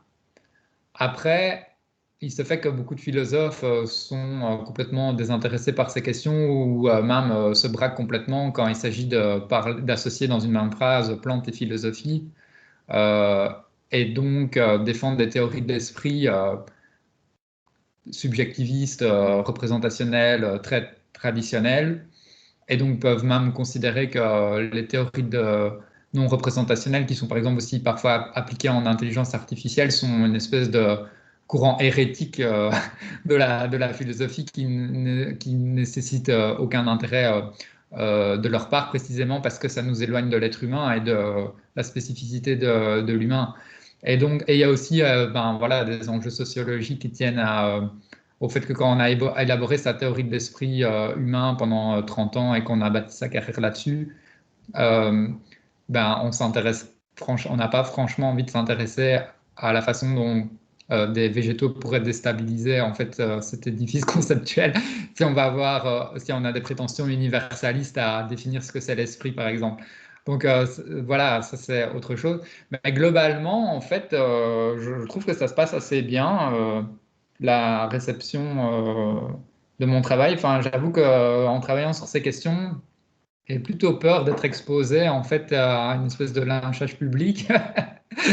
Mais ça ne s'est pas produit, au contraire. Donc à ce niveau-là, ça, voilà, D'accord. ça, Justement, les choses vont changer. oui, peut-être. Mais en fait, je pense que ça s'inscrit aussi dans une évolution sociale, culturelle, scientifique, générale, plus large, qui fait que c'est possible aujourd'hui, alors qu'il y a 10 ans, ça l'était probablement pas. Parce qu'il y a eu des tentatives de développer, on va dire, des théories, entre guillemets, de l'esprit végétal, depuis qu'on parle d'âme des plantes. Mais en fait, il y a toujours eu ce contre-pouvoir presque dogmatique, en fait, d'arguments d'autorité, etc., qui faisait que c'était inaudible, quoi. Oui. Je vais peut-être rebondir sur précisément cette notion d'esprit dans ma dernière partie. Euh, Après l'approche par complétude ontologique, puis la méthode du retranchement, le sang, il y a également une perspective fondée sur le fonctionnement et les effets d'un concept plutôt que sur sa définition. C'est celle que tu mets en œuvre, Quentin, à l'occasion de ta réflexion sur la communication des plantes, par exemple. Après avoir rejeté le prérequis de l'intention dans l'identification du phénomène de la communication, tu te tournes vers le fonctionnement de la communication. Tu évites l'écueil de l'assimilation des plantes à certaines machines en rappelant que dans une communication véritable, je te cite, l'émetteur doit être susceptible de devenir un récepteur et vice-versa. Ainsi, deux plantes peuvent communiquer entre elles, mais une plante qui reçoit de l'information lumineuse du soleil ne communique pas avec ce dernier. Dans ton déploiement de ce concept de communication entre plantes, tu mets en avant le critère de la signification au détriment de celui de la possession d'un langage. Avec la signification, la question de la valeur est posée à nouveau frais. Elle est posée à nouveau frais notamment parce que dans ta réflexion, la question de la valeur ne se formule pas comme en épistémologie et éthique animale, en valeur en soi et valeur instrumentale. Exprimer de manière synthétique ce qui fait sens pour la plante et ce qui compte pour sa survie dans son environnement et la manière dont elle va se rapporter à celui-ci. Ainsi, la différence, et tu l'as rappelé, entre le soi et l'autre une notion complexe d'ailleurs, puisque l'autre pour la plante peut être une plante de la même espèce, ou une plante d'une espèce étrangère, ou un obstacle. C'est une première valeur, cette différence entre le soi et l'autre, et sans doute la valeur la plus fondamentale. Dans son ouvrage Le phénomène de la vie vers une biologie philosophique, Hans Jonas, que tu cites, situe de la même manière que tu le fais cette première valeur. De l'amibe à l'être humain, Jonas relève les traces de ce qui compte pour chaque forme de vie, c'est-à-dire ce qui vaut pour elle et qui est intimement associé à la possession de capacités et de facultés particulières. Ce sont ces formes de médiateté, dit-il, ces multiples formes de relations que chaque être vivant déploie à sa mesure, qui manifestent ce qui vaut pour lui. Jonas hérite d'une manière différente du savoir darwinien que celle dont nous avons déjà parlé, puisqu'il considère que l'insertion de l'être humain dans le développement des formes de vie nous oblige à reconsidérer ces formes de vie précisément. Il parcourt le chemin évolutif conduisant à l'être humain en effectuant non pas une opération de retranchement, comme c'était le cas dans l'autre lecture darwinienne, mais une opération d'adjonction de propriétés et de capacités qui, pour certaines d'entre elles, ou pour certaines combinaisons d'entre elles, culminent dans l'être humain. Jonas en arrive ainsi à déceler les prémices de la sensibilité, du mouvement, de l'esprit, de la liberté, etc., dans des formes de vie que la majorité des scientifiques et philosophes estiment en être dépourvues. Il me semble que tu es proche de la démarche jonassienne quand dans ton interrogation sur la perception de l'espace et du temps par les plantes, tu dis, je te cite, « De là, on peut avancer l'hypothèse selon laquelle la distinction claire entre perception du temps et perception de l'espace serait le résultat d'une diversification évolutive des organismes à partir d'un socle commun de perception spatio-temporelle moins différenciée. Tu es à la page 70. Tu vas un pas plus loin, un pas qui t'éloigne des constatations scientifiques sans doute, mais un pas qui te rapproche davantage du panpsychisme jonassien, lorsque tu dis, et l'assertion est une des plus fortes de ton ouvrage, me semble-t-il, je te cite, en ce sens, l'intelligence peut aussi se défendre selon une vision continuiste du vivant et s'appliquer à tous les organismes, même les unicellulaires ou les plantes. L'intelligence est ainsi une faculté qui rend commensurable les activités comportementales de tous les êtres vivants par la mesure de leur adaptation à leur environnement. Toutefois, ne peut-on pas objecter que tout comportement biologique en devient nécessairement intelligent? L'intelligence perdrait alors tout son intérêt, dis-tu à la page 52. Pourrais-tu brièvement, dans le temps qui nous est imparti, expliciter cette thèse de la pan-intelligence, cette présence de l'intelligence à tous les niveaux du vivant, et peut-être même dans ton esprit de la matière inerte, je ne sais pas, et dans le même mouvement, pourrais-tu tout aussi brièvement nous dire si tu estimes t'inscrire dans cette démarche jonassienne ou prendre quelques distances avec elle et lesquelles d'ailleurs? Alors de nouveau, oui, c'est une question très vaste et très riche par rapport à laquelle il y a beaucoup de manières de se positionner, puisque la citation qu'on a entendue ici, elle fait appel à la fois à un cadre métaphysique, mais aussi épistémologique. En fait, c'est les deux. J'essaie que ce soit cohérent, que l'un renvoie à l'autre, dans le sens où cette intelligence, comme étant partagée par toutes les formes de vie, permet à la fois de rompre cette espèce de dogmatisme de la différence ontologique qu'on a pu voir à l'œuvre dans notre tradition métaphysique, mais en même temps se justifie, se légitime par les effets méthodologiques, épistémologiques, expérimentaux qu'on a à y gagner. Ça nous permet de faire des choses qu'on était incapable de faire cette hypothèse d'une intelligence qualitativement répandue selon divers degrés dans l'ensemble du vivant. Alors je pense néanmoins que c'est quelque chose de spécifique au vivant, et là c'est probablement mon influence, l'influence d'auteurs comme Canguilhem ou comme Jonas qui me fait dire ça, dans le sens où la valeur fondamentale, je veux dire le fait que quelque chose ait un sens de la valeur, émerge avec le vivant quand même. Le fait qu'il y ait un métabolisme qui permet à une entité de se préserver par rapport à des contraintes de son environnement et pas juste de subir, donc le fait qu'elle ait un comportement, c'est quelque chose qu'on n'observe pas dans le monde inerte, même s'il y a des processus parfois complexes d'autorégulation, etc. C'est pas directement lié à un sens de la valeur. Dans le sens où une alternative n'est pas meilleure qu'une autre pour un objet ou un système même complexe, alors que dans le monde vivant, il y a un enjeu à la survie, à la reproduction et de façon générale à la résolution des problèmes qui lui sont posés. Et donc pour les biologistes qui parlent d'intelligence, en fait, l'intelligence, c'est cette capacité des organismes à résoudre des problèmes vitaux, et plus singulièrement à le faire en s'adaptant aux contraintes de leur milieu. L'intelligence, c'est avant tout de l'adaptation. Et c'est pour ça que ça implique des facultés comme l'apprentissage, la mémoire, etc. Donc, qui sont des bons indices, en fait, de ce que serait cette intelligence. Alors, néanmoins, là où je pense qu'il faut faire une distinction, c'est qu'on ne peut pas simplement dire intelligence égale vivant égale adaptation.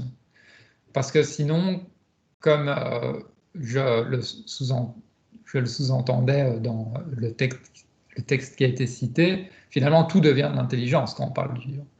Et certains, en fait, biologistes tendent un peu à ça en ne distinguant pas des formes d'intelligence propres à l'adaptation des espèces de celles qui sont propres à l'adaptation des individus dans leur milieu. Donc, en fait, pour moi, l'intelligence est directement liée à un comportement d'un organisme dans son environnement par rapport à son système de valeurs. Et donc dire par exemple, regardez comme je ne sais pas, comme les séquoias sont intelligents, ils sont bien adaptés au milieu des montagnes américaines. En fait, c'est un abus, je pense, de l'usage du terme, parce que il se fait que si ces séquoias sont bien adaptés, c'est parce que c'est le résultat de la sélection naturelle qui fait qu'à travers les successions de générations, le hasard des mutations et puis la pression de sélection du milieu a à chaque fois sélectionné les individus qui étaient les mieux adaptés. Et ce n'est pas directement l'individu qui a fait preuve d'adaptation à l'égard de son milieu en apprenant à résister à la sécheresse, par exemple. il se fait qu'il a hérité successivement des capacités qui le rendaient plus apte à résister à la sécheresse du point de vue évolutionniste. Et donc, je pense que ce vocabulaire de l'intelligence appliqué, en fait, de façon, on va dire, un peu holistique à des espèces dans leur entièreté parce qu'elles sont bien adaptées à leur milieu, est pas forcément le plus pertinent et qu'il y a moyen de raffiner et de dire que l'intelligence, pour que ça se rapproche plus de ce qu'on entend nous par de l'intelligence au sens comportemental, doit s'appliquer à ce qu'un organisme est capable de faire au cours de sa vie en s'adaptant aux contraintes de son environnement, en prenant en fait des décisions. Décisions qui peuvent elles-mêmes être impliquées par sa faculté de mémoire et d'apprentissage. Et là, on a quelque chose comme vraiment de l'intelligence qui se rapporte à ce qu'on observe, y compris dans l'intelligence humaine. Alors là où, de nouveau, je pense qu'on peut dire que des penseurs comme Jonas sont intéressants, c'est justement qu'ils ont envisagé une continuité au sein du vivant, là où il y avait plutôt cette espèce de pensée par la négative de la différence ontologique, etc., de la rupture.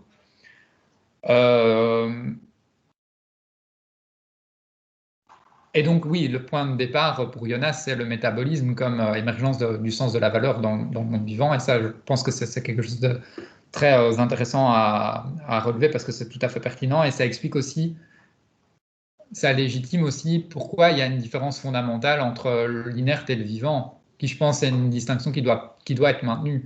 Parce que bon, il y a certains détracteurs qui disent, bah voilà, les animaux ont une subjectivité, maintenant on parle du comportement des plantes, et quoi, demain on va militer pour le droit des cailloux. Enfin, en fait, non, il y a quand même des tas d'éléments métaphysiques, d'arguments métaphysiques, mais aussi biologiques qui sont défendables pour dire non, il y a vraiment une spécificité du monde vivant, quoi. Donc à ce niveau-là, je pense que je peux, dans une certaine mesure, me revendiquer de penseurs comme Jonas ou Canguilhem, qui ont d'ailleurs donné lieu à des courants de pensée plus contemporains, qu'on appelle l'enactivisme, par exemple. Néanmoins, je trouve que chez Jonas, il y a quelque chose de très orienté, en fait, de finaliste qui me pose problème par rapport aux éléments évolutionnistes et scientifiques, dans le sens où oui, il y a une continuité, mais on met quand même l'emphase sur des espèces de sauts qualitatifs qui correspondent, comme par hasard, au saut ontologique entre le monde végétal, animal et humain.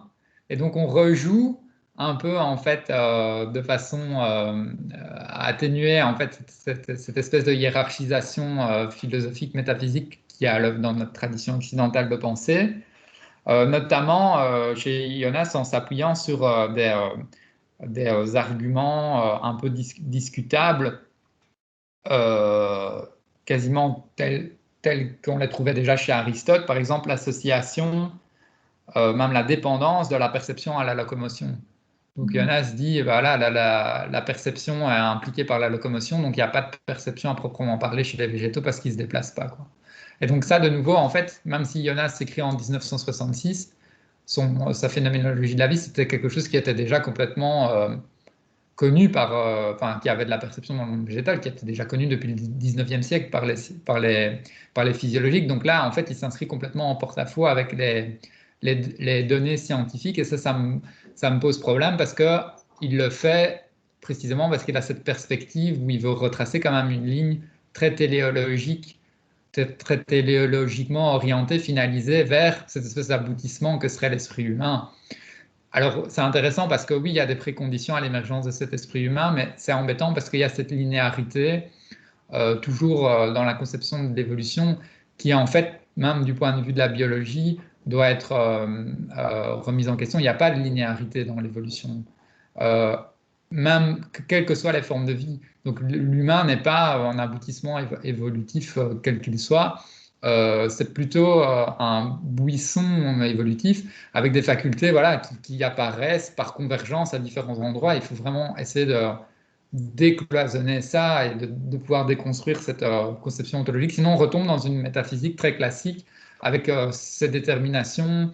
Et le problème, c'est que derrière ces déterminations métaphysiques, il y a tout un système de valeurs, une espèce de machinerie bien huilée au niveau des responsabilités qu'on aurait du coup par rapport au type d'être plutôt que par rapport à d'autres. Alors que si on réfléchit du point de vue des conséquences et des effets, on se rend bien compte que ça peut avoir des effets beaucoup plus désastreux de négliger certaines espèces végétales forestières plutôt que d'aller protéger des pandas qui voilà, ont peut-être juste des interactions avec 2 espèces de bambou et 3 parasites dans les forêts chinoises.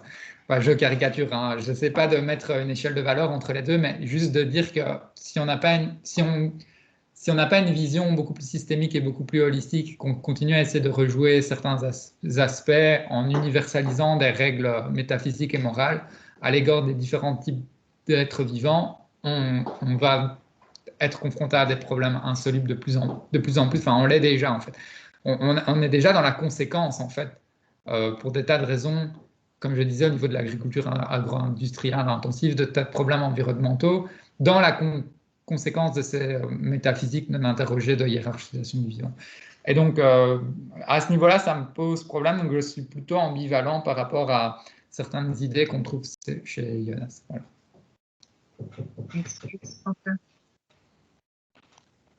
Merci beaucoup à tous les deux. Vous avez eu une discussion qui était très riche et qui a vraiment donné des compléments par rapport à l'exposé de Quentin.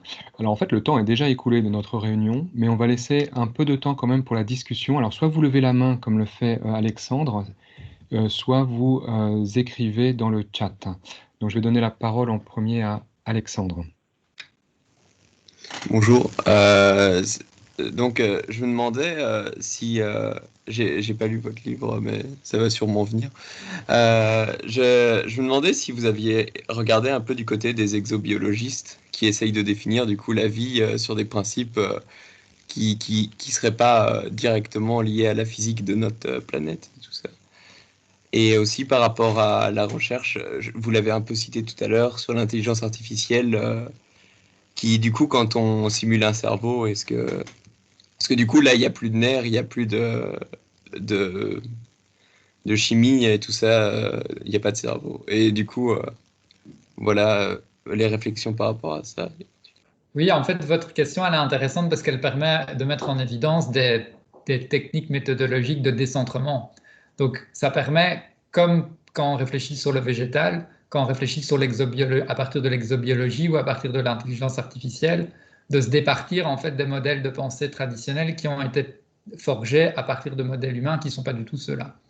Et donc, en fait, dans les deux cas, ça permet d'aller voir, en fait, de rebattre un peu les cartes et les présupposés de base. Et donc, pour l'exobiologie, c'est plus par rapport à la définition de ce que c'est la vie en tant que telle. Ici, je tiens quand même pour acquis le fait que le monde végétal est vivant et voilà, ça va de soi. Mais il se fait que, évidemment, du point de vue de la vie ailleurs dans l'univers, on ne sait pas du tout quel type on va dire, d'organisation biologique pourrait donner lieu à des formes d'organisation psychique ou de sensations, etc., proches des nôtres ou pas. Et donc, il se fait que il y a des équipes qui travaillent sur les comportements végétaux en lien avec des questions d'intelligence artificielle et même avec des questions militaires. Ça permet de, en fait, l'idée, c'est que ça étudier justement le comportement décentralisé sans cerveau d'une plante, ça doit permettre de créer des nouveaux types d'intelligence artificielle qui ne sont pas inspirés du fonctionnement du cerveau. Puisque, en fait, il y a une partie de l'intelligence artificielle, après je ne suis pas un expert là-dessus, hein, Tyler qui est présent, on sait plus que moi sur l'intelligence artificielle, mais il y a une partie en fait, de l'intelligence artificielle qui vise justement à reproduire ce que c'est un cerveau dans une machine, un cerveau typiquement animal ou humain. Mais en fait, on peut résoudre des tas de problèmes en faisant autrement, en résolvant des problèmes à la manière dont une plante résout des problèmes, et donc en créant des logiciels informatiques inspirés du fonctionnement de résolution de problèmes d'une plante. Et ça intéresse même l'armée, puisque par exemple l'équipe de Paco Calvo, qui travaille en Espagne, qui est un philosophe, qui a une équipe qui travaille donc sur ces questions de comportement végétaux, en fait, et qui reproduisent des expériences et qui étudie tout ça, est financée par en fait la US Navy, il me semble. Donc on voit qu'il y a quand même des enjeux un peu stratégiques, parfois étonnants, qui peuvent ressurgir derrière ces questions en apparence anodines, obscures de comportement végétal. on perçoit que ça peut intéresser plus la société. Tyler? Oui, merci Quentin. On a déjà eu l'occasion d'en discuter de tes recherches et de certains points d'articulation aussi autour de la question du comportement. Mais c'était vraiment très agréable de t'écouter aujourd'hui et je trouve qu'il y a beaucoup de choses qui sont vraiment bien éclairées et je voulais juste reprendre une des questions que tu as posées, Marie-Geneviève, sur les rapports éthiques, pour dire un mot un peu massif, alternatif qu'on peut entretenir avec le monde végétal et la variété des plantes. Donc notamment ces rapports qui passent par une forme de jardinage ou d'agriculture ou de soins des plantes. Je crois notamment aussi l'importance des plantes ont pris les plantes dans la vie de nombreuses personnes pendant le confinement. Je connais beaucoup de gens qui ne s'intéressent pas du tout aux plantes, qui ont maintenant des plantes chez eux et qui s'en occupent parce que c'est une forme de soin et d'attention assez fascinante. Et je me demandais simplement, je voulais te pousser un peu plus loin sur cette question, notamment en lien avec ce que tu disais vers la fin de ta dernière réponse sur le finalisme et l'anthropomorphisme qui semble quand même te poser problème. Et je me demande un peu pourquoi, en fait. Pourquoi ça te pose tellement problème? J'entends que, en fait, ce qui te pose, c'est un abus de l'anthropomorphisme. Et en même temps, si on pousse plus loin cette question que te pose Marie-Geneviève sur les formes de rapports alternatifs qu'on peut avoir et les enjeux éthiques là-dedans, est-ce que ça n'invite pas finalement, d'un point de vue, pour le dire en termes kantiens, un jugement esthétique en fait? On est obligé de présupposer une finalité à l'activité de la plante. On ne peut pas faire autrement formellement que de présupposer une finalité sans fin, mais une finalité de l'activité de la plante. Et ça se traduit bien dans toutes les expressions et le rapport qu'on peut avoir de ah, elle est heureuse, hein, comme on prend une plante et on voit qu'elle elle est heureuse, elle aime bien la lumière ici, hein, elle se porte bien, sans que ça soit non plus... Donc ce n'est pas un jugement déterminant, hein, on n'est pas en train de produire un savoir ou de conceptualiser comme un scientifique le ferait ou un physiologiste botanique, etc. Mais néanmoins, on porte attention à des choses. Et là, on pourrait lier ça à des réflexions dans l'éthique du Caire ou ce genre de choses, où on est attentif à d'autres choses précisément parce qu'on présuppose une finalité. Et des choses à laquelles on ne serait pas attentif si on ne présupposait pas de finalité.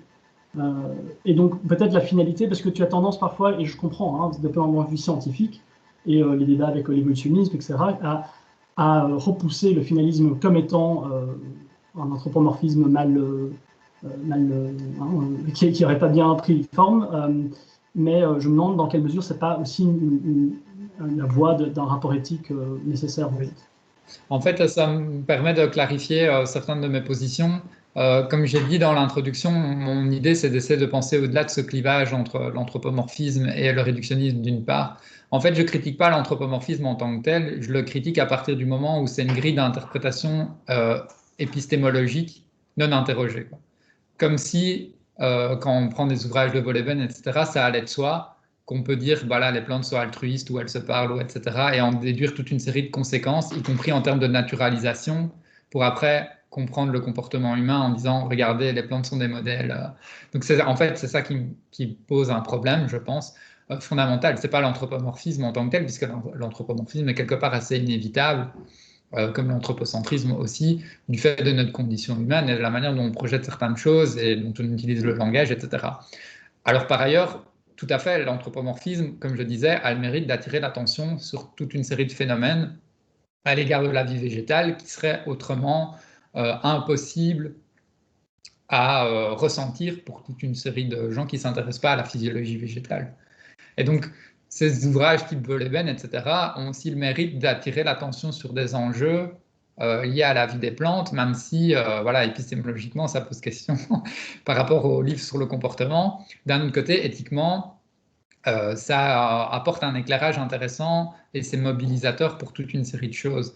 Notamment, par rapport à cette question de finalité, ça permet aussi de repenser le végétal autrement que comme une machine ou comme un objet technique. Quelque part, les plantes ont des finalités comme nous en tant qu'êtres vivants. Alors c'est un comme nous entre guillemets parce que voilà, même si on peut admettre certains mérites à l'anthropomorphisme, on doit quand même aussi reconnaître ses limites. C'est pas un comme nous absolu.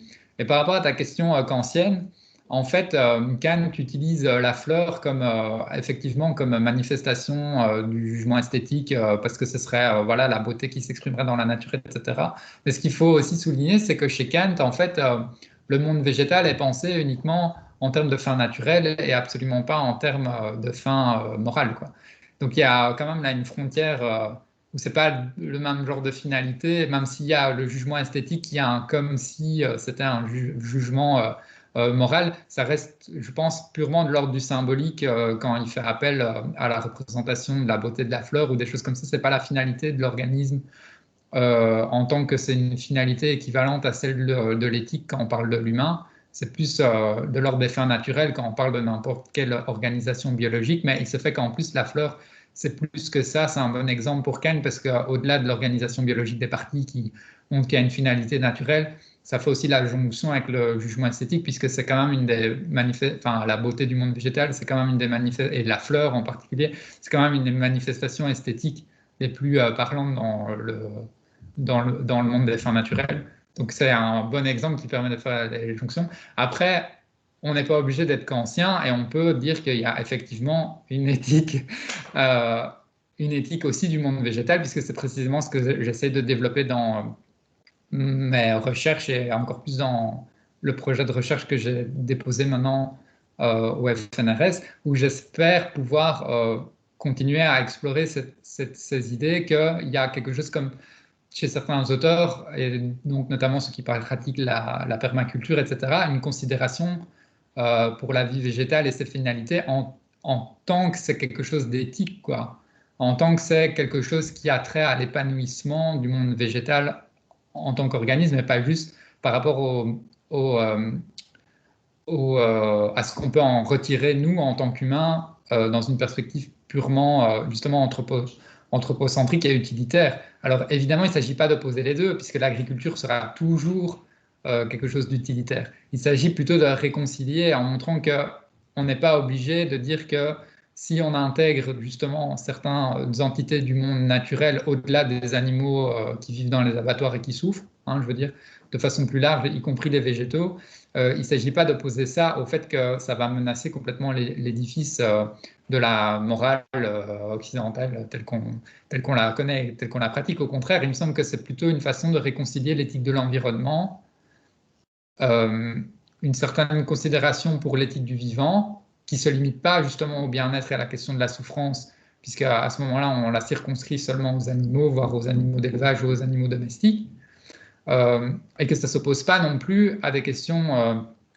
d'utilisation instrumentale, puisque quand on pratique la permaculture, ben, l'idée c'est quand même aussi de produire quelque chose, de le manger, la plante après. Enfin, et donc, ce qu'il y a, c'est que ça ne s'oppose pas au fait d'avoir quand même une attention beaucoup plus systémique pour les finalités, les besoins, l'épanouissement de sa plante, un peu comme on le fait quand on a des plantes d'intérieur, effectivement, quoi. On a une responsabilité à l'égard des plantes d'intérieur qu'on a chez soi. Enfin, quelque part, c'est une responsabilité d'ordre moral, quoi. Parce que si on s'en occupe pas, elle va mourir, quoi. Enfin, on serait responsable de la mort d'un organisme. Donc, c'est pas éthique c'est pas de l'éthique au sens où, voilà, ça doit au sens des 10 commandements, hein, mais ça a quand même un impact en termes de valeur et sous forme d'une responsabilité. Merci. Je vous propose qu'on prenne les 2 prochaines questions et puis ceux qui doivent nous quitter, nous quittent, mais on va essayer de faire vite. Donc d'abord peut-être Thomas.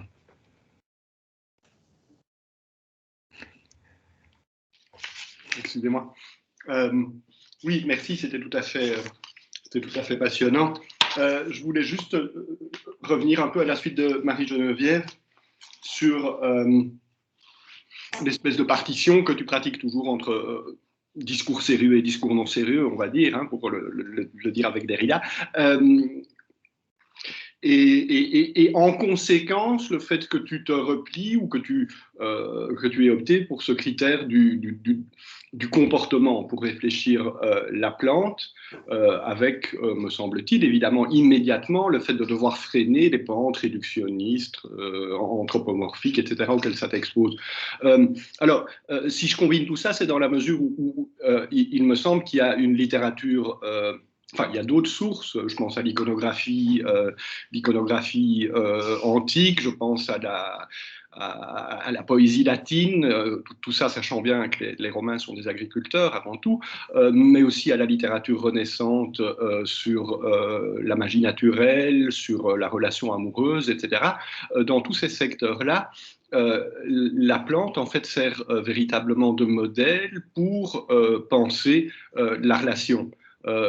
Pour penser la spécificité d'une relation parfaitement adéquate. Et l'exemple type qu'on trouve dans toute la littérature latine, par exemple, c'est la relation de l'orme, je crois, et de la vigne, hein, qui s'épousent, qui se marient, etc. Mais ce qui m'intéresse simplement en posant cette question-là, c'est le fait que dans ces questions-là, si on dégage toute possibilité d'anthropomorphisme, c'est justement parce que c'est le mystère de la relation amoureuse, par exemple, de l'adéquation entre les personnes, etc., qui est réfléchi sur la base de la vie végétale, mais qui signifie aussi qu'on a quelque part abandonné, pour le dire de façon grandiloquente, évidemment, une ontologie de la substance ou une ontologie de l'individu au profit d'une ontologie de la relation. Et là, il me semble que la vie végétale s'impose très rapidement, mais sans doute dans d'autres discours que les discours philosophiques, scientifiques.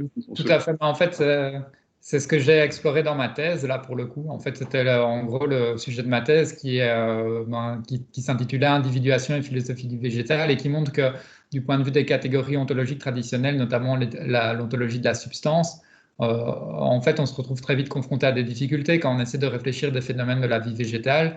Et là, j'explorais plus largement que dans la philosophie des sciences aussi, des rapports symboliques qu'on a avec le monde végétal qui permettent d'illustrer justement ce caractère relationnel, précisément parce que le végétal n'est pas individualisable, qu'il y a cette part de mystère, etc., qui se trouve à l'œuvre dans la nature du monde végétal. Donc tout à fait, là je suis tout à fait d'accord.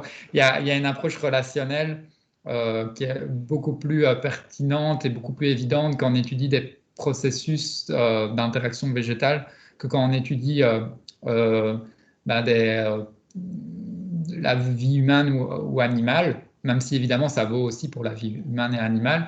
Et dans le livre ici sur le comportement, je ne développe pas beaucoup ça, mais juste à un endroit, en fait, je le thématise un peu en disant que quand on réfléchit précisément sur le comportement végétal, ça nous permet de remettre en question le dualisme de l'être et de l'action, qui est typique aussi de notre tradition, où d'un côté, il y aurait les choses, et puis de l'autre, il y aurait ce qu'elles font, quoi. Il y aurait la substance, l'animal, par exemple, et puis il y aurait ce que l'animal fait, à savoir une espèce de vie psychique détachée qui se manifeste à travers ses actions et son comportement.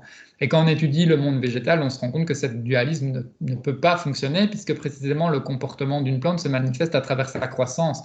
Et donc, c'est à travers la transformation de son être qu'elle fait des choses. Donc évidemment, ça bouscule complètement les catégories de la pensée traditionnelle. Et c'est aussi pour ça que les végétaux, historiquement, que ce soit à la Renaissance, au Moyen-Âge, à l'Antiquité, ont toujours eu du mal à se faire une place dans les modèles traditionnels de la pensée, parce qu'intuitivement, on sentait bien que ça ne rentrait pas dans ces catégories qui n'ont pas été forgées pour penser en ces termes-là.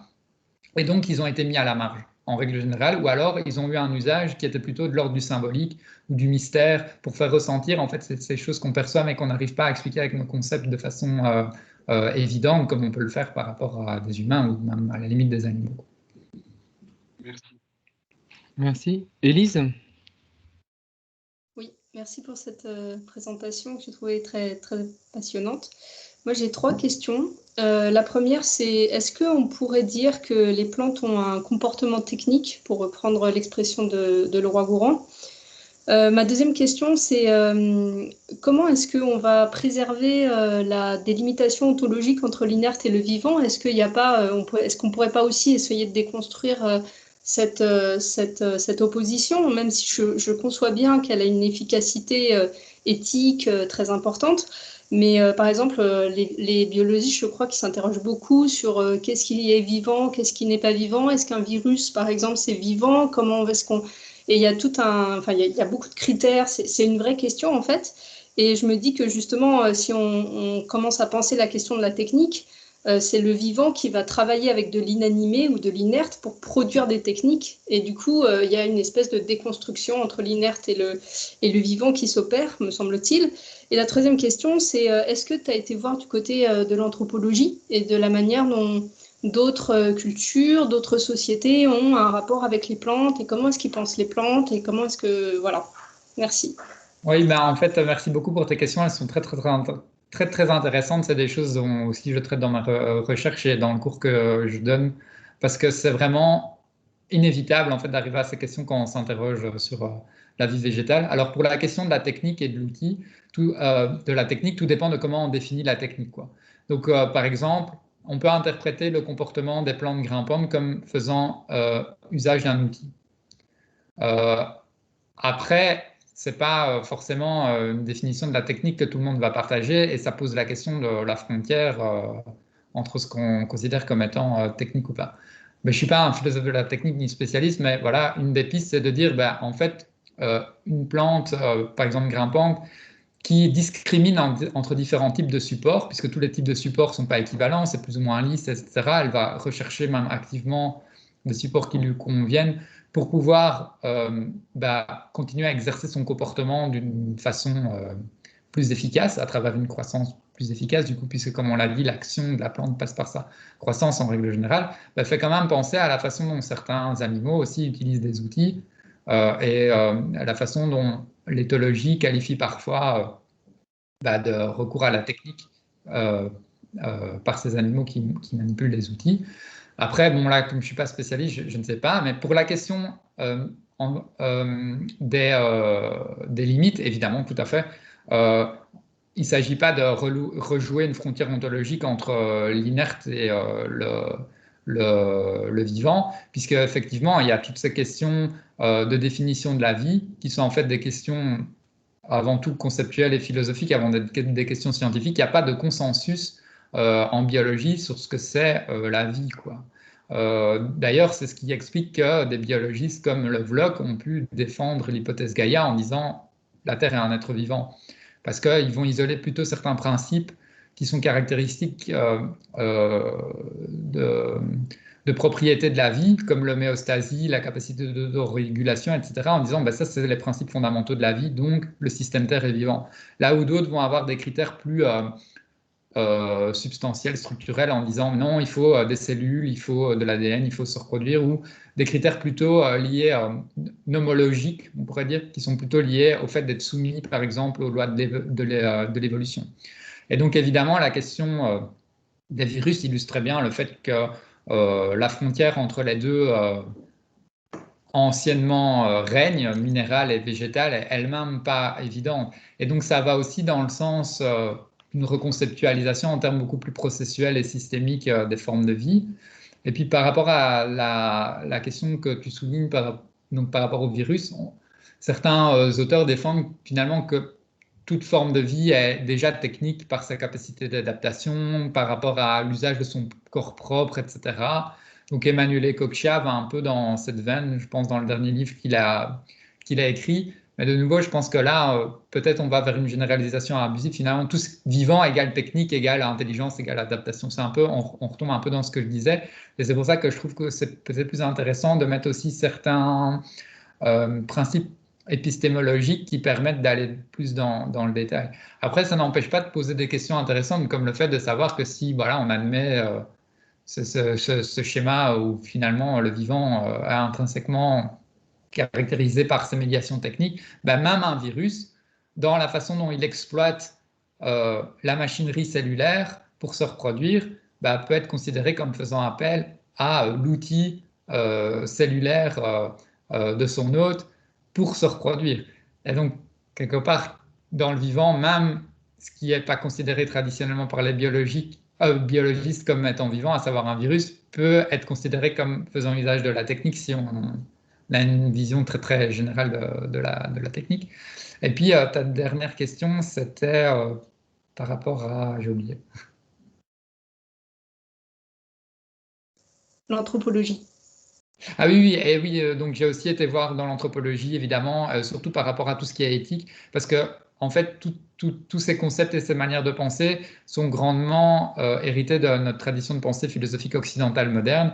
Il y a des sources qu'on peut trouver dans la Bible, par exemple, où en fait, on considère pas clairement que les végétaux sont vivants, en fait, dans la Genèse.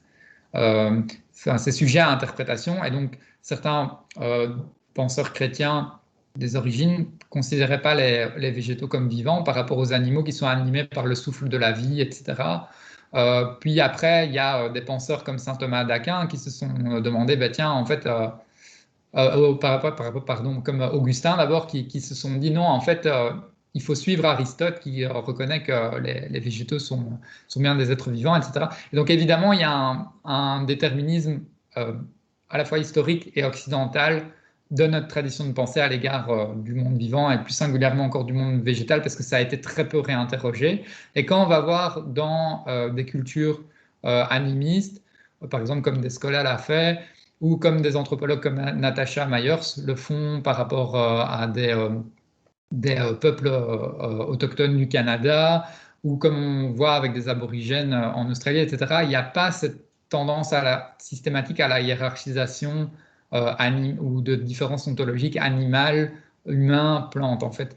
Et il y a d'autres manières de conceptualiser les choses qui sont très intéressantes pour justement repenser, en fait, aussi nos relations avec la diversité du monde vivant, y compris les plantes, d'une manière qui soit beaucoup moins anthropocentrée et hiérarchique.